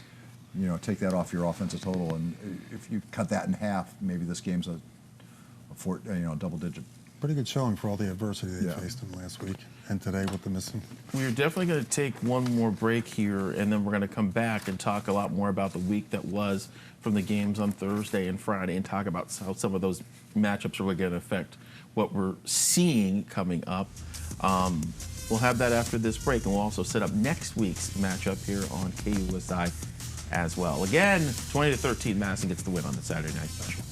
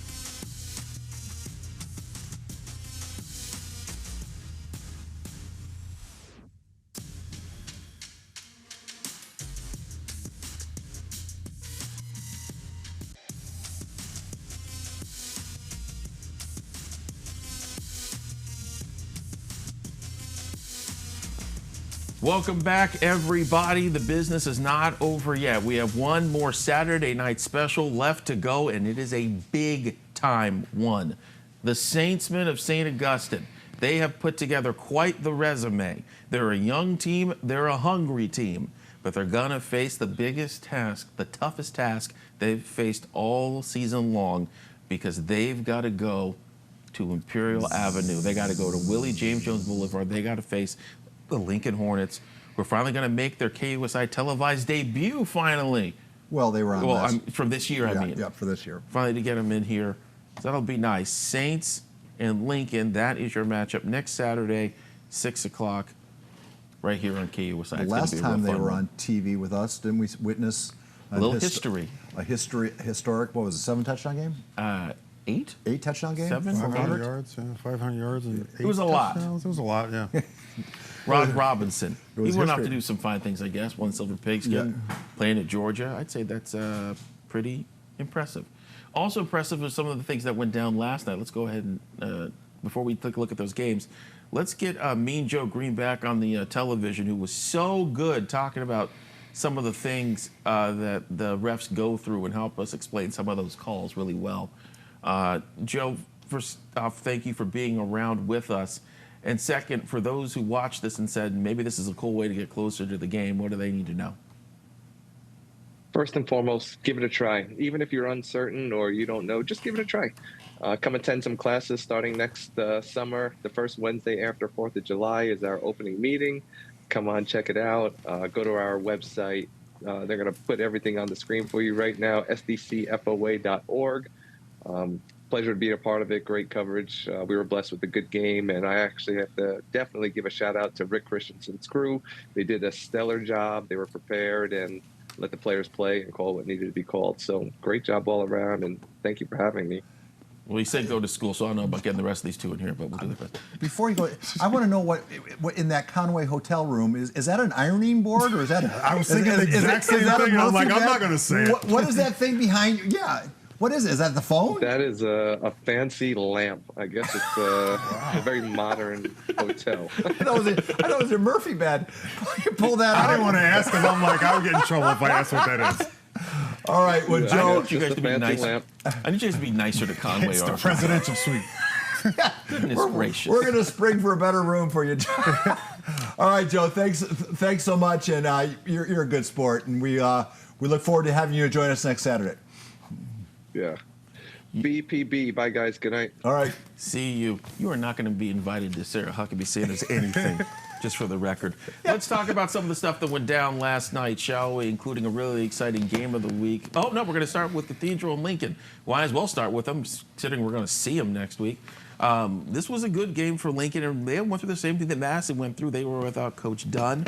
I was unfortunate because of what happened the previous week, but they got down to business, and they got down to business in the real way. This is Micah Valenzuela forces that fumble there, and Jamarian Herbert, who's a really nice edge rusher. They got about 4 good edge rushers on that team. Gets the touchdown. That's Aiden Jackson. You haven't heard a lot about him, but he's their running back. Had to fill in the shoes of Roddy, and he did a good job. But this is the play of the game. Akili Smith Jr., Oregon Duck commit like his papa. Doesn't go out of bounds like Dan Orlovsky, the 99-yarder. Gets it to Dre Day. And it meant Lincoln's payday, all right. When you spin off of 2 blockers like that, that's a big deal. 99-yard touchdown. It's their second 99-yard touchdown of the year. Amazing. That's amazing. You barely get 1, and they get 2. Charlie Apps is a really nice, I call him like an up back, basically. And he gets this touchdown here. Cathedral was able to score a couple of those in the second half when a couple of the dogs left the game. But really nice job by Lincoln, setting them up. That's their 20th straight win. 20 straight wins. Sweetwater is the record at 34. Yeah, they still have a road to hoe as far as. So let's hear from Dre Day about the night. But it feels great to go 8-0 because there hasn't been an undefeated team since our coach Betts year. So it feels great to go undefeated right now. Can we just talk about that touchdown catch you had? 99 yards, that was incredible. Pretty much see ball, get ball, scramble drill for real because he had to scramble out the pocket and the hitches wasn't there, so you just got to turn it up. Big thanks to Jordan Schnitzer there on the interview with Drayden Garner. Bert, what do you like the most out of Lincoln, and maybe what's something that they need to look out for or maybe clean up? Just same as that. They just have to look out for themselves. You brought up Sweetwater at 34 games. They're playing Castle Park in Chula Vista. Now I'm going to get yelled at for this, but they're not. Hey, that's not your quite fault. the same That's your schedule. problem, man. You know what I like You're the one that has best? to drive back there. Yeah, but what year was that? That was 80s? Yeah, 80s? that was a different era. I mean, there weren't as many schools, so the talent pool was much higher. True. But we're not comparing these 2 teams. I would. We're not going to do that on there. I have to give Paul credit. Jerome Roberts. I mean, I didn't have him as much on my radar until Paul started bringing him up, and then I started watching him, and wow. Well, I can tell you from what I saw of Jerome last night, I think he had about 5 tackles for loss. And it's that he's everywhere you want to be, right? He reads the ball, he sees the ball. But what's something else is really remarkable about him, the best play that he made last night, because they shot that game, best play that he made last night, Jack Stevens threw a really nice ball 30 yards deep into the end zone. And who was there to get his hands up and knock that ball down? The edge rusher is doing that? Yeah. Are you kidding me? And this is a guy who was playing more in the secondary last year, but now is playing more closer to the line of scrimmage. And you can certainly see why. Paul, things you liked about Lincoln coming into next week? Well, I mean, I just expand on Jerome because it was interesting to hear Coach Carroll break down his game, and he picked a play that you wouldn't normally think. He said something very interesting about Jerome. He goes, he's a linebacker who doesn't like to use his shoulder pads. He not that he shies away from contact, nothing like that. It's just how he avoids and sheds blocks and potential blockers. He does a lot of it with his hands, and there's a great play of how he eludes a pulling guard and makes a play 5 yards behind the line of scrimmage that you'll have to see it to appreciate and it. On that, it was I saw Josiah last year, and I hadn't seen a player like Josiah since Tony Jefferson. So once every 10 years, and then to see another one on the same team 11 months later is just crazy. On that level, don't you think? Yeah. Maybe Josiah is. It'll be interesting to see what position Jerome plays at the next level, because he sort of seems to be stuck between, is he a strong safety or is he a linebacker? Safety. I mean, the game's evolving so much that now the big Dick Butkus-sized linebackers are kind of gone the way of the dodo bird. Same as Josiah, Jefferson. They all go to safety. And so that was the Lincoln side of it. We don't want to forget about the the Saintsman side of it as they were playing UC. And let's go ahead and show some of those highlights now. It's always nice to see the Saintsmen coming out because they're pretty good too. And you know who else is good? When you got a freshman that can do stuff like this, Mr. Fa'alave Johnson gets the touchdown there. That was pretty sweet. Brady Palmer, he's a great quarterback. It's going to be a great quarterback matchup next week. Yes. He knows how to make some room here going to Landon Kassab. That's a great one there as well. William Flores, you talk about the youth movement here. Willie is a running back that will hit you. You know, we talked about Roddy just a second ago. He's got Roddy in him, though you may not see it. He's stout. He's a stout individual. I put them 48-0. You get the idea. We'll let UC get a highlight here. Fun fact, I probably shouldn't say, we almost had UC as a Saturday Night Special last year. Didn't get a chance to do that. Anyway, it was a great win by the Saints as they try to get themselves back on track. Let's hear from Mr. Fa'alave Johnson, please. All right, what was working so well for Saints? Probably just our linemen. You know, we've been at practicing hard, so I just feel like the hard work has been paying off. Shout out to my linemen, all dogs. Shout out to the whole team.